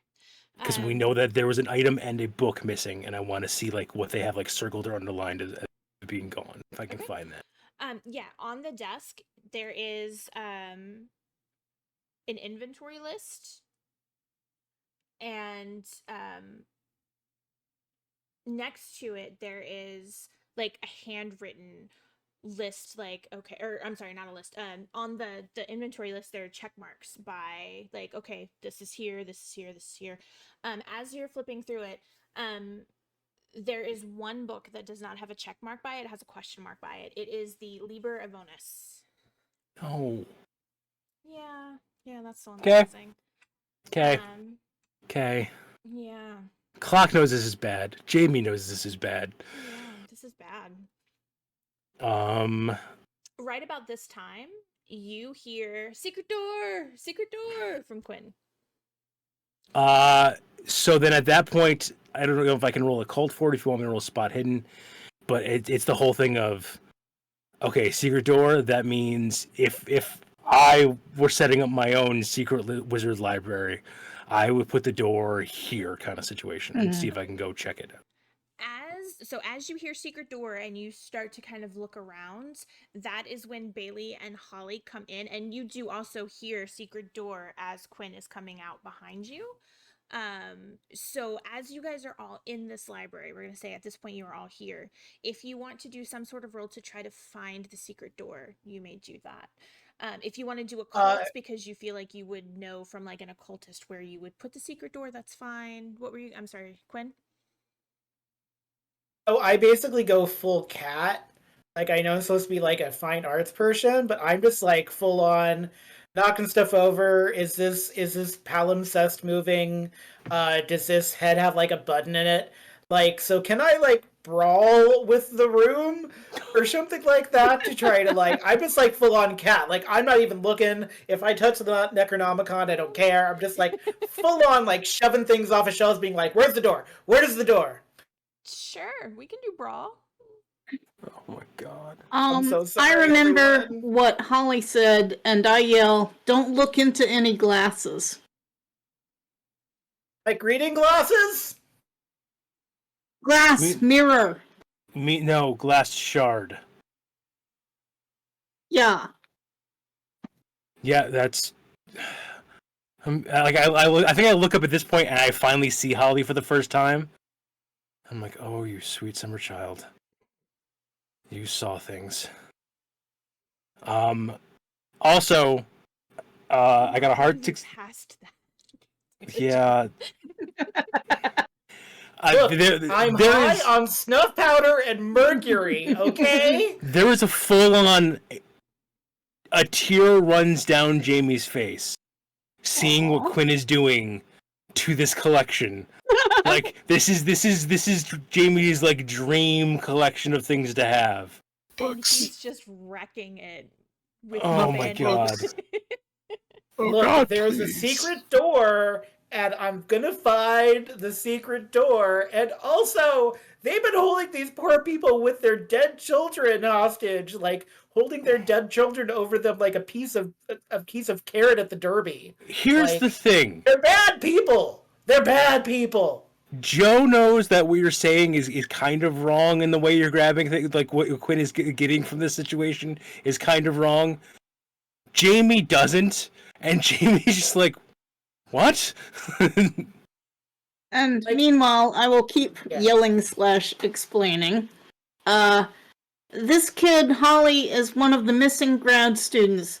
When we were waiting at the car for Frank, we saw someone come out the front door that Holly said was Ben, and someone else yanked him inside. And did you see anyone in here? I don't know. I guess... I heard a commotion coming in here. That's why I came here first.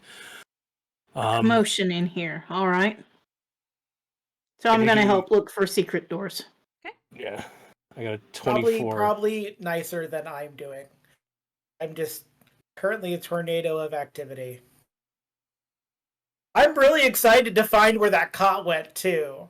I'm real excited to find, like, do you just land on a pentagram? Like, I'm just, like, anticipating you, like, land on, like, a mid-ceremony, and you No, just, there was like... stairs. I land. just lifted the cot Oh, up.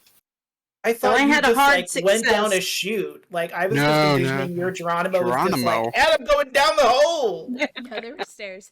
Okay, so Okay. here's what happens. Quinn, you are thrashing books off of shelves with a band and just not giving a This shit. book just bit me! This book definitely You bit me! deserved it. Well, they're evil here. I told you, I explained about the child thing, right? They may be evil. The book, well, some of the books are evil, but they. Most of the books Wait, are which books are evil? Later, All after of we them. find the secret door. Help me find the secret door. Let's harm the books. You make your way from the door to the left. So the other two are kind of headed towards the right. You make your way to the left. On the wall on the left side of the room, you actually like sweep your hand in and all of the books fall except for one. One just kind of like tips over and you hear a latch and the bookshelf swings open. At the same time, the other two, as you guys are both trying to like find a hidden door, you realize kind of the same thing that Frank realized. There's a hidden trapdoor on the floor on the other side of the room, on like in the corner of the room. So Quinn finds one door that leads like down a hallway and the other two find one that leads down. What are you guys Cool. doing? Running down the hallway. Cool. You're gonna run down the hallway? Okay. Yep, just- your Found it! hallway leads to the secret solarium. tunnel. Oh, never mind. It's a solarium. you- Wait, is there anything in here? You got It's just clued. a solarium. Yeah, you got clued. I run out. Not the right secret door. I'm glaring at you, and I'm like, down. We're heading Like- down. Like, are we doing like a thing, or like literally down? No. I'm standing over a secret door that heads down. Oh, okay. But we'll pencil that down thing later if we survive this, right? No? Yes? All right, fine. Let's go. We got a thing to do. I'm just gonna say I this. look around. Are there any candles or anything, lanterns that I can take down with me? Sure, we'll say that there's a lantern on the desk you can grab to take down there. As you look down, you actually see kind of flickering like there's candle lights down there somewhere. Good. I know what the Glass of Fling is. I know kind of what that book is. I'm not. With your 24 occult, I know you were looking for a hidden door. With your 24 occult, I'm just gonna give it to you. You have heard of both of these. Yeah. I'm not waiting for people at this point. Okay. I'm going to pause another moment and look outside.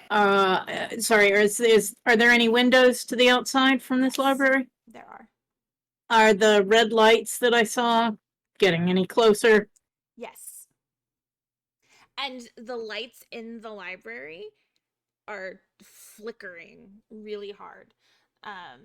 As Jamie goes down, you hear there's chanting coming from down there. As you get about halfway down, you realize that the lights are flickering in time with the chanting. Oh Cool. boy. Did I die going down those No, stairs? we're getting ready to come back to you. Cool. We're Okay. ready to come back to you. Cool beans. Yeah. Are- Sorry, I So- just figured I'd check in. Yeah, no, you're good. We're gonna come back to you in just a second. I know Jamie is headed down there. He's about halfway down the stairs. The other two, are you following down? And are you leaving Holly or are you taking her? What is I actually Holly don't- looking like? Does she look like she wants to go, or is she Oh, kind of no. frozen? She is frozen. Her face is pale. Every inch of color has drained from her face, and she is shaking her head no.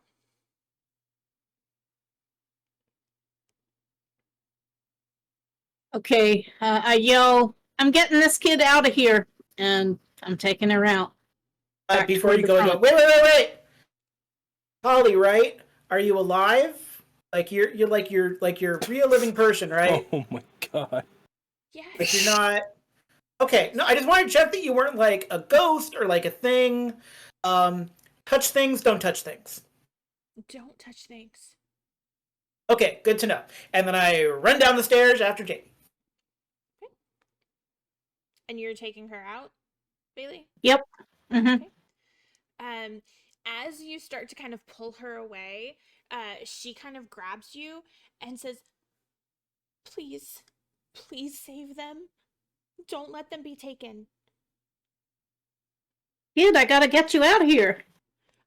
No, I'll be fine. I'll be fine. Just please go save them. You're either coming with me out the house or you're coming with me down the stairs. I am not leaving you in this library to disappear like everybody else. She looks down at the opening and then looks at you and says, fine, I'll stay on the stairs, but we have to save them. All right. Okay. And I head down. All right. So, Detective Frank, you are headed down the stairs. Is that correct? Yeah, Okay. Geronimo. Geronimo. All right. So you head down the stairs. Gun first. Gun first. That's probably a good idea. There is a hallway. There are candles. Not many, but there's enough that you can kind of see where you're going. There's kind of a longish tunnel that you're going through, and then as you kind of come around a bend, you start to hear the chanting, and you see flickering of candles inside of this room that's around the bend. Is this chanting secret tunnel? You don't actually understand what they're saying, and you actually can't even tell if it's a person or multiple people that are chanting. Yeah, I'm gonna get as close as I can. I want to peek into this room where this chanting's coming from. Yeah. I would actually like to ask for the audience at home as well. Have you put bullets in your gun now, or is your gun still an empty Yeah. artifice? No, of a- He Yeah, he confirmed said reloading. before Yeah, that he no. was loading his When we gun. ended at the last cut, I was loading as I was heading back in from the outside. I was like, I gotta figure out what's going on here. That being said, this is a good time. Everyone, put your timestamps in. Comment down below which of us is going to die first. It's me. I will be right back. My cat is getting into trouble in the other room. I have to go yell at him. I will be right back. I'm so sorry. No. Cat. Your cat is an elder deity. That's what Well, happens. most cats are. Or they want to be, Non-Newtonian. you know. Or they're in Kind of. contact with them. Yeah. I It mean, could be This is like why we that. all know they spaz. can Like see that, things that we can't see. that That's cat why they staring Staring at at the spaz me. wall. Yeah. They're like shrimp. They see extra colors. No. Mhm. I'm mad. That's I why can't they see shrimp spaz at like colors. midnight to 3 a.m. and start running the length of the house, regardless of the size of the house. I mean, Mhm. I do that too. But, you know. That's probably the snuff Well, no. or the mercury Um, poisoning. One of the two. I mean, Little Debbie's with cake rolls are my spice of choice. So I like the little pepper cookies. Sorry about that. So Those are good. nice. He hates being Yeah. alone, so he was in the other room demanding attention, so I had to pick him up and put him on the bed. Oh. Oh. So, Detective Frank, you hear chanting and you don't understand what they're saying, and you don't actually even know how many people are chanting. What are you doing? Yeah. I'm being as stealthy as I can, get as close as I can to look into this room where all this chanting is going on. What do I see? All right. What do I need I'm to glad do? you're being stealthy because none of us are being stealthy. I hadn't been stealthy up to this point. So actually, be you know clear. what? Give me. Is there a stealth mechanic in this game? I believe Yeah, so. there is. There isn't is the there? stealth. Please. Give me a Yeah. stealth roll, please. 23 out of Actually, I have- 25. I should have Hey. way less points and Very stealth. Just nice. There barely. you go. But you know what? Just barely does it. It's good. Yeah, so you were able to kind of sneak in. Whoever is in this room is so focused on what they're doing that they have no idea that you're approaching. Looking in the room, you see. Oh, I'm sorry. Go ahead. No, I got my gun out. Oh, gotcha. Okay. Up. I'm waiting. Okay. What do I see in the room? You see a kid. I mean, he's probably like maybe 20 years old, chanting. There is candles around in a circle, and inside of the circle, there is a couple of people lying on the floor, and they're kind of arranged in such a way that they are in a circle, inside of the candles. Um, there So is an it's so it's candles and then people in a circle Mhm. inside the circle of candles. Yes. Mhm. hmm Yes. You can tell that there's something on the ground under them, but you can't because they're laying in such a way you can't really see what it is, what kind of shape it is. Um, there is in front of, so if you're looking in, there's the candles and the people in the circle. Um, the guy is in the middle of the circle itself on his knees. He's holding something. You can't really tell what it is, but he's holding something in his hand. Um, and he's in front of what looks like a crudely made arch. Um, as he's chanting, you start to see in the middle of this arch red lights No. forming in this arch. And at this point, the others are coming from the opposite end of the room down the stairs. Are you all being stealthy, or are you just kind of like Scooby-Dooing down the stairs? Scooby-Dooing down the stairs. Full send. Amazing. I'm gonna I am step singing into the Pirates of doorway. Penzance at the top of my voice. Of course you are. I'm gonna step Hopefully into the- not in rhythm with the chanting. No, not rhythm with the chanting. That's not a Gilbert and Sullivan. Gilbert and Sullivan doesn't chant. If anything, I'm quicker than the chanting. So I kind of body block the doorway here. Okay. I take aim. I'm gonna aim at this kid's arm. The thing that he's holding. Okay. I'm gonna aim at that arm, and I'm gonna shoot him. All right, give me that roll. I am actually going to give you a bonus dice because you are hidden. So roll twice and take the lower score. Combat. Revolver. Now, Hey! Hey. Bonus dice. Bonus dice for the save. 39 under 46. all right. So That police training's coming in handy.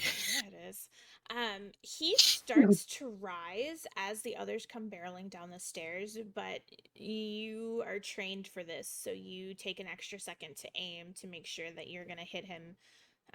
Where Take a deep exactly? Yeah, take a deep breath. Where And I'm- exactly are you aiming for? Are you trying to get him to like drop what he's holding? Yeah.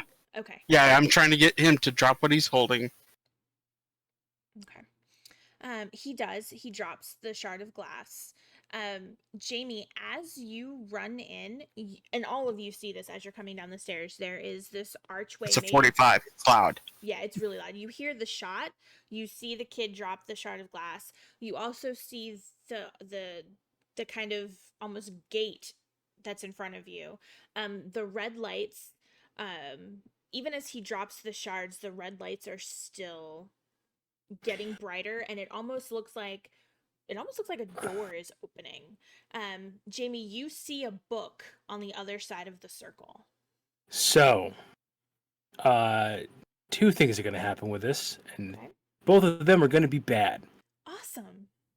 First, I don't want this kid chanting anymore.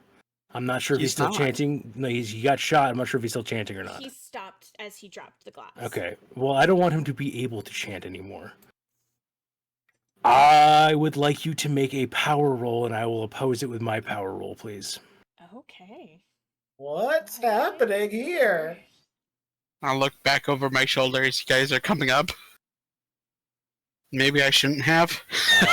That's a better success than you got. That is a better success than I got. A hard success. I will definitely beats then- a regular success. Mark down, lose 8 magic points. And Oh, as you Jamie had comes spells. running down the stairs, I pull the amulet from my pocket and start chanting in my own language. Fuck it. Ooh. Ade Due Dumbala, give me the power, I beg of you. And as I kind of jump over the circle to grab onto the book, he falls to his knees and starts spitting up salt water. And I believe, okay, so target falls to the floor, choking in seawater, taking 1d8 damage each round. Target should make an extreme con roll after taking damage that round, and if it's successful, they finally spit it out. They fail. Well, he's gonna have some rough times going He for is him. gonna have. Actually, that's the wrong person, but it doesn't matter. I'm still gonna say it fails. Holly failed. She's out in the car choking on Somehow the power. It's been redirected. So 3 damage, and I'll roll with d8s as I need to. As I grab the book, I am starting to flip through it, going, "This is going to be bad. Get them out of here. Go!" All right, and I start grabbing kids and pulling them back. Grab a kid. Speaking of which, I'm taking like by the 2 way, at a time. The spell I just cast was called the Sailor's Kiss, which is just love the naming spells in this game. The kid that is currently puking up seawater, is that one of the missing kids? Yes. All right, well, we're not going to bring one back. Sorry, folks. Oh, is there no way to end it? Yeah, if he spits up the seawater and revives himself, sure. Oh, wait, I'm sorry. Also, I need to roll 1d6 because I just lost sanity. You did lose sanity. 3. Actually, There we go. So- I'm fine. Oh, on. go ahead and everybody make a sanity roll real quick because you are looking upon this gate that is opening, and that is kind of blowing your minds. I'm fine. I am so fine that there's no... None of you are gonna go I'm- insane for me. I am high out of my mind on snuff powder and mercury. I've seen Whatever. some weird shit. Scooby-Doo trapdoor BS. I'm here to save the kids. It's about the kids. Yeah, I've I would got hard also- success because I am extremely goal focused here. I would also like to say, as people are grabbing kids, I'm like going around stomping candles and just like, nope, nope. No. Don't touch those, Quinn. I might need those for a second. Oh my god. Fine. God, you're so fine. I'll take you. You I have have to nice relight them. I am tearing through this book trying to find a counter charm, essentially. The others, are you grabbing kids and getting them out of there? Which one is Ben? Is Ben the one who was chanting? Ben is not the one that is chanting. Ben is one of the ones that's on the floor. All right, And I'm you grabbing see- Ben then, since Okay. he's the one that Holly and I were going for. And you see And if- that she kind of like runs forward and then stops at the end of the stairs when you grab him. Okay, So what I'm actually doing. Oh, sorry. Go ahead. I'm gonna fireman carry 2 of these kids. Okay. I am getting as many out of here as I can. if What are I you can doing? get What are you more gonna than do? just Ben, I will like lead someone else by the hand. But if Ben is all I can get, that's who I get. Okay. I don't have any like illusions about my own strength level. So what I'm just trying to do is to get the kids into the doorway, essentially. So I'm not. My goal is going to be like get them to the stairs, and either they remote themselves or like we'll do like a fireman thing. But I'm also not leaving Jamie behind because I know Jamie well enough to know that like there's going to be like, and I'm like, yeah, sure. But if you think you're just doing this by yourself, staying here, you need more snuff powder than I do, bro. Well, I will say so. Detective Frank is fireman carrying. I had names just a second ago. Samara and Isabella. So you have one of the girls on each shoulder, and you're taking them out. Bailey has Ben that she is kind of pulling out. As you like kind of like drag him to the stairs, Holly will kind of help you wake him up so he can she'll kind Okay. of like help him get up the stairs. And then All right. there's one more, and then the administrator, Dr. Stern. So Quinn is kind of trying to wake up Dr. Stern while you're grabbing Brendan is the last one that you Yeah, that you're I kind do a slap across the face, like, wake up! Oh, Oh, yeah. What? Oh, God, what is going on? Yeah, I know. Out. You can feel remorse later. Out. Go. He, as he's leaving, he kind of looks over and his eyes get big as he sees the doors starting to open. You Yeah, must destroy yeah, the we gate. know. It's You must weird. destroy It's the weird. gate. We know. Destroy it. And Working on Yeah, it. we're gonna do it. You just go. Just no more chanting and evil. You good. Just go. Can after they've left, can I start kicking at the archway? Is that what you want to do? I look at Jamie. Jamie, if I kick at the archway, will that help? Checking. Don't touch it. And what would you like me to roll to kind of figure this out? I would say either a cult or library, maybe. All I right, so could cult's see still it. better. Can I lend assistance? Sure, we'll get a bonus dice because he is badly helping you try to go through this book. Actually, I will say, Nope. the- Hard rolls. Yes, you do succeed. But Bailey, at the last second, as Quinn is trying to help you, pulls out the paper that she found in Holly's pocket with all of the Right. weird writing and hands it to you. Mhm. And as you put that in with the rest of the book, because there was a page torn out of the book, as you kind of put that in, everything makes sense. If you destroy this arch, the gate obviously can't be here, so you just need to destroy this in some way, is what the book Okay. is telling you. All right.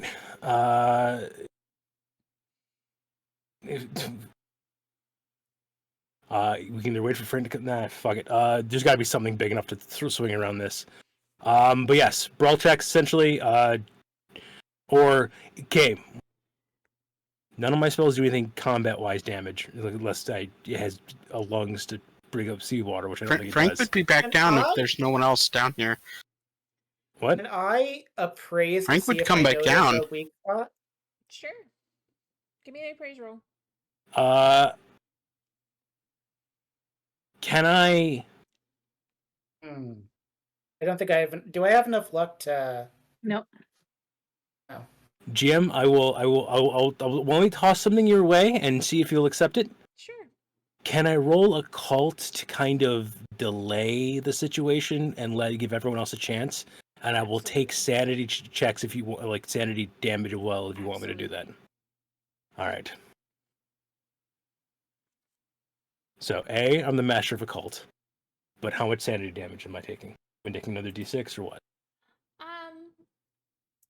Yeah, we'll do words. We'll do a d6 worth of sanity loss for this, and explain to me exactly what you're doing. I am so full on drop my suit jacket, roll up my sleeves, which show that there are tattoos down my arms that are probably not for polite company. Constantine this. Fuck yes, I'm Constantining this. Yes. I've got my amulet on, like it's like full on like pull the tie askew. I've got the book in one hand, I've got the amulet in the other. I am reading off languages that don't make sense in the universe. I mean, how much damage do I take? There we go. That's about right. It's going to be 6 damage total on my sanity. I'm not sure when the fun starts happening, but my sanity is now 69, so nice. Nice. That's fine. All right. So Jamie is trying to prolong this gate from opening while the rest of you try to figure out how to destroy it. Is there anything in this room that's heavy that looks like I could pick it up and just smash this gate? Not in this room, but you could run back up to the library really quick. And I grab will. Yep. pretty much anything. Is there like a pillar, like one of those little pillars to hold books and stuff? Yeah. Yep. Pick it up, run back down. Well, carry it back downstairs, Okay. and I'm gonna use it like a battering ram. Okay. Just start chipping away at this thing. Okay. What kind of so- rolls do you need? Go ahead. I'll tell you just what were you gonna do? I have a question about the system. Yeah. Do I know? Do I, as a person familiar with the occult in some way, do I know that that Jamie is losing sanity? Do I know that it's bad? Like, I mean, obviously, I see tattoos and the amulet, so I know something's going on. But do I know that he's like slipping away? I will say you know that doing something like this always comes with a cost. All right. You What may I'm not gonna know do. what the cost is, but you know there's a cost that he's paying. So while the battering ram thing is happening, I'm going to go over to Jamie while they're doing all this stuff in the language I understand, and I'm going to start singing "He is an Englishman" from To try to Pirates of keep Penzance to him. try to keep him grounded essentially while he's doing this, because I'm not really a strong person, so I'm full on. He is an Englishman from the end of the HMS Pinafore. If we're going down with the ship, we'll be as sane as we can be. So Frank ran back up and grabbed a pillar, and he's gonna try to battering ram this gate. Bailey, what are you doing in this moment? Uh, have I gotten all the kids All the kids back are, yeah, back up in the library? yep, Is there a phone in this library? yeah. Call the police. All right. Frank, Yep. give me a brawl, Okay. unless you have a different idea that you can convince me of. Would it not be strength for like Sure, heaving this thing into the next thing? that actually makes better sense. Yes. Okay. Well, I failed it. Do you have luck that you can add Yeah, to this is the Yes, time I to use the do. luck. You know, this is the time. it? This is I got definitely this the 75 time. of luck. Unless you've used all of your luck earlier. No. I'm No. just burning my sanity here, Frank. Yeah, take your time. Uh, Yeah. you know, I want this to be pretty successful. What do I gotta do for that? I think it's Hell, I'll just burn whatever luck it takes to get this into a hard success. Okay. How much luck do you have? 75. Oh yeah, no, yeah, you can absolutely no, Yeah. no, not even worry. Yeah, he's gonna do one of the big pullbacks and he's leveraging everything into it, yeah, going so, for whatever the weakest point looks like yeah, you on the do, arch. and it starts to crumble, and as the pieces crumble, the light slowly starts going out. You can almost hear like an inhuman scream as it closes. And as the rest of the arch falls down and the lights go out and the gate fully closes, you see Frank kind of collapse in front of it. He's not unconscious or anything, he's just kind of exhausted from trying to keep it, or trying to prolong the opening. wait, Frank or Jake. I think it's heavy. Jamie, sorry, Frank. Okay, Jamie. no worries. Whoever you are, I- that guy. That guy I get down around Jamie, and I don't care if this is even a bad idea. I'm literally just like full bore.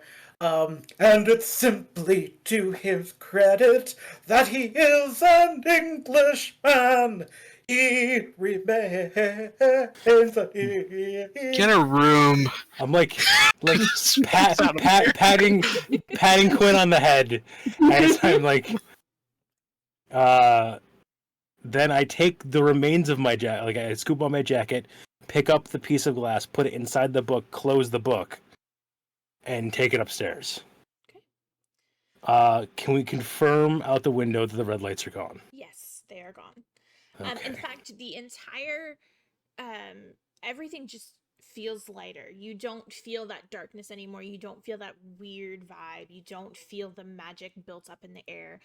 Everybody, even those of you that didn't do the occult rolls or failed the occult rolls to kind of get a vibe check for it, you all feel like it's almost easier to breathe. Like it feels visibly, or it feels like there's something was there and now it's gone. It doesn't feel as evil. How is the kid that we shot and was spewing up seawater? Is he dead? No, I'm gonna say he is unconscious. Okay. I'm gonna take him back Smells of the upstairs. sea. I left him there. Okay. I didn't move him. Bleeding.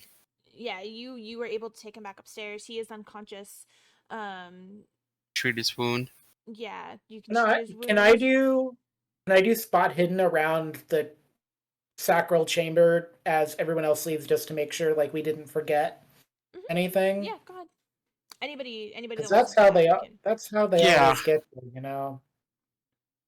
Oh, there we go. Finally, hard success. No. I'm worried about this kid. I got him. I saved him. We're going home tonight to dinner. I was hoping there'd be fruit or dessert at the haunted mansion. Did anyone care There for might fruit be. or dessert? You didn't Hey, find anything. Where's that maid? Emma? Didn't she get taken? She's not down here. She's not down here. We're not done. There's something going on here. I broke the butler. Very sad. I imagine. Yeah. Well, apparently, like everybody that works here has like a kid that died, and like the people were like, "Well, bring your kids back to life," or whatever they said. I don't know what they said, but It was like just the all one the guy. staff. It was just the one. Yes, guy that had that. So you know that, and I know that, Oh, okay. but Quinn is Okay. taking it, and Quinn is like, Making apparently it everybody in the staff has like a dead kid or something like that. So like the people in charge are like, hey, we'll help you or whatever in exchange for employment, I guess. So I like, hate that we don't know enough to refute it. Because the other example we have is Emma, who's missing her mom. So, I'm gonna go looking around this house for Emma. Okay. As you leave the library and you start looking around, eventually you make your way back to the foyer. Yeah. You find Penelope there. Oh, And she help me. runs up to you. Did you find her? She wasn't down there. Is there somewhere else that your master might take someone? I mean, no, I don't know. We could check maybe her room. Maybe somebody. Maybe she's in. I don't know. I don't know. I don't know. Where's anything the about other girl? Where's the other girl? The other maid. Oh, she. There's I Emma sent, and. I sent them all up to their room. I thought maybe if they locked themselves in, that they would be safe. All right, let's go. Let's go check them. Okay. Let's go make sure they're okay. We got the kids at least. And the artifacts. Let's get out of. What? Yeah.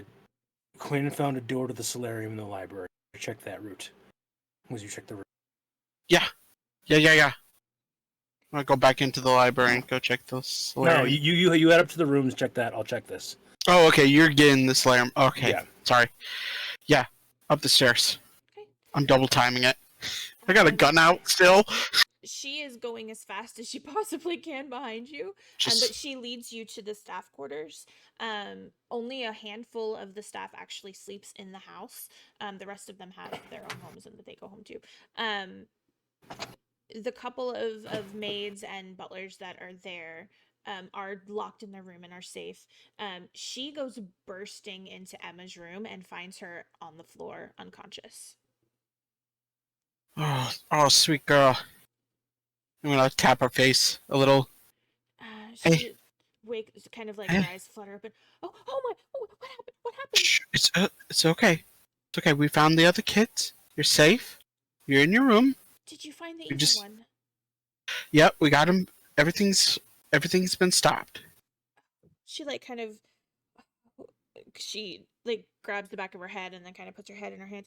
He grabbed me from behind and no, I was on I was in the room and then I was here. You got him, right? It's over. Okay. We're done. We just came to make sure that you were safe. We didn't see you down there, so thank God you weren't part of that that mess down there. Thank you. Yeah. I'm okay. You can see like she's visibly like he must have like knocked her out, like hit her on the back of the head because she keeps grabbing the back of her head. There's no blood, so it doesn't look like he broke the skin or anything. Thank God. I was gonna like apply first aid or something, but I'll just look at the head maid Penelope and be like, on an ice pack of some sort, cold compress. Got a pretty good goose egg there, but she's not gonna. Yes, of course, I'll take care of her. I'm gonna check on all the other staff and make sure everyone's okay. They're Let them all- know it's over. Yeah, they're all very curious as to what happened, and they're all a little frightened. But they are all accounted for those who should be there. It looks weird, and I don't know what really happened, but at the end of the day, everyone's safe. We found everyone. Oh, good. So while I was sorry, No, go ahead. while I was calling the police, I assume it took a little while for the call to get through, and everybody came up the stairs. So it looked like everyone was there. You know, quick head count, nobody missing. Yep. So I'm gonna try and think back to what the terms of our contract were. What did they want us to do? Just find the kids?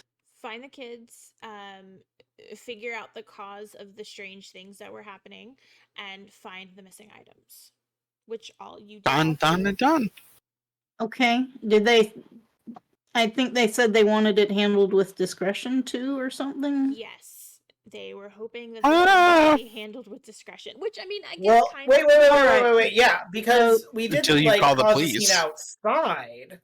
Like it all happened internally in the house. Technically, it was discreet and in a So I manner. was thinking this through as the call was going through, and I think, you know, since I see everybody is accounted for, I'm just gonna cradle the phone back, and Hello, click.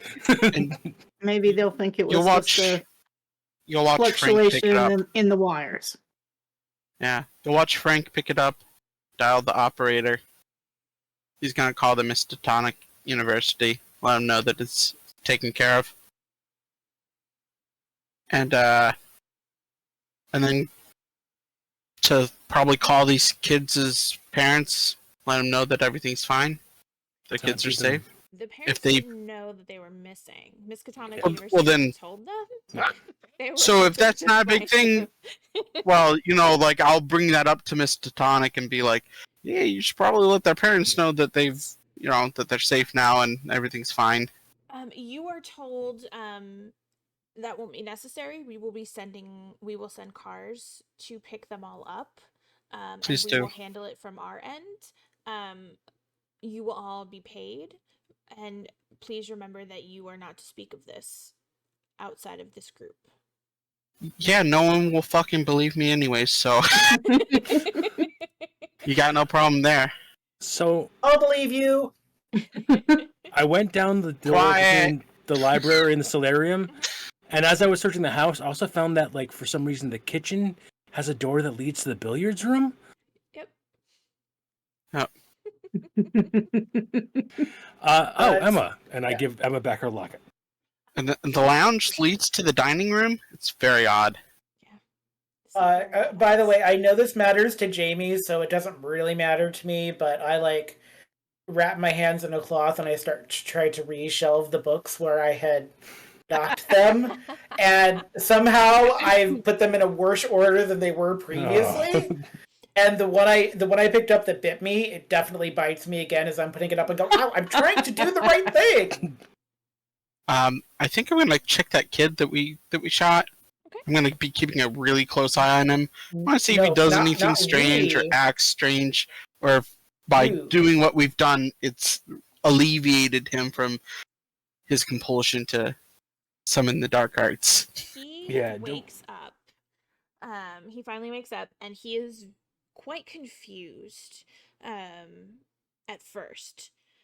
And then it starts to all kind of come back to him, and he explains to you that he was helping to catalog the library, and he found No the shard of glass, and he knows he shouldn't have picked it up, that he knows better than that. But he could almost hear whispering in his head when he looked at it, and he felt compulsed to pick it up and look in it. And when he looked in it, he saw a different world, and he saw a creature, a being that he could have never even imagined. And the being saw him and started talking to him. What does this being look like? And I start like No, kinda sketching it. No. We're not What doing do you that mean part. no? Not doing. If it helps any, we all have voices in our head, you know. Some are louder than others. So Would you say why are we doing that? I turn you to look at me, Frank, and like you see, like there's now a white shock in my hair, but we're not describing the being through the glass. And then he says that, All right, he we're was not told to describing find the the book. He found the book. The book told him how to build this gate to open this door. built that gate? I destroyed that gate, kid. I'm sorry. No, we're not apologizing for that. Again, he does. This is why we stick to J.M. Barrie. This is why we stick to J.M. He was Barrie. not in his right mind when he did Yeah. all of this. Yeah. He Helping will all not that be- gas down there is was probably what did it. I You're mean, gonna go with a gas leak for this? Yeah. it's a gas leak. That's what the red dots were in the arch. It was just a buildup of static electricity and gas, and it was about to explode. And we Always a saved gas everyone. leak. It's always a everything gas look leak. right here, please. I go It's over just to gas leak. Frank. I go over to Frank and I like tilt my head to put on his shoulder. I go, Frank, sweetie, darling, no. And then I Please. just go back to the Yeah, shelf. don't do that ever again. Well, if you're gonna be silly, I'm just gonna have to do it again until you're not silly anymore. I don't know what you're talking about. I'm a police officer. I did my job. I found the kids and the stuff. I'm out of here. I'm gonna go to Boston Market. I mean, down to the market in Boston and get myself the biggest Big rotisserie chicken. rotisserie chicken and slice of ham that I can find and gorge myself until I can't gorge anymore. Have to eat leftovers for 3 weeks because I bought too much. You're not even gonna have potatoes with that? No, it's just meat. Just Just meat. Very impressive. Very impressive. Maybe a little sauce. Just a little though. Just a little. Just- Not too much. Something acidic maybe, like a balsamic. Oh, that sounds good. I don't know that they had balsamic in 1920s America. They do now. Maybe they Yeah. It's been They do invented. now. Yeah. Well, wait, a red Yeah, some wine, kind of vinaigrette, I'm Yeah. sure. a red wine Yeah. vinaigrette with a little bit of butter in it. I'll just Everybody- dip everything into it. I mean, Everybody looks up and Jamie's gone with the glass in the book, and there's chanting in the distance. Not again. God, not again, Jamie. Come back here. What have we Uh, told you about Evidence. As Jamie's leaving too, I'm like arguing with the book that bit me, and I go, "Look, I don't like this any more than you do. Okay, no biting. You want to come home and meet your possessed doll sister? Book that bites no, me? wait a minute. that? No, leave the book here. It's not yours. No, obviously, if it's like trying to bite me, there's like an affection thing there. You know? Is this What some are they sort gonna of do, weird come book after biting me? kink? No. Maybe, but no. We at Shadows of Nox are a mature channel, by the way, just so No, we're everyone, not. Yeah. if you weren't We're aware. not mature at all. Oh, you mean mature like that? Yeah, then yes. Yeah, Okay. yeah. No, this is a rated R channel now. And But yes, Wow. that was it was please supposed to be don't that. demonetize us.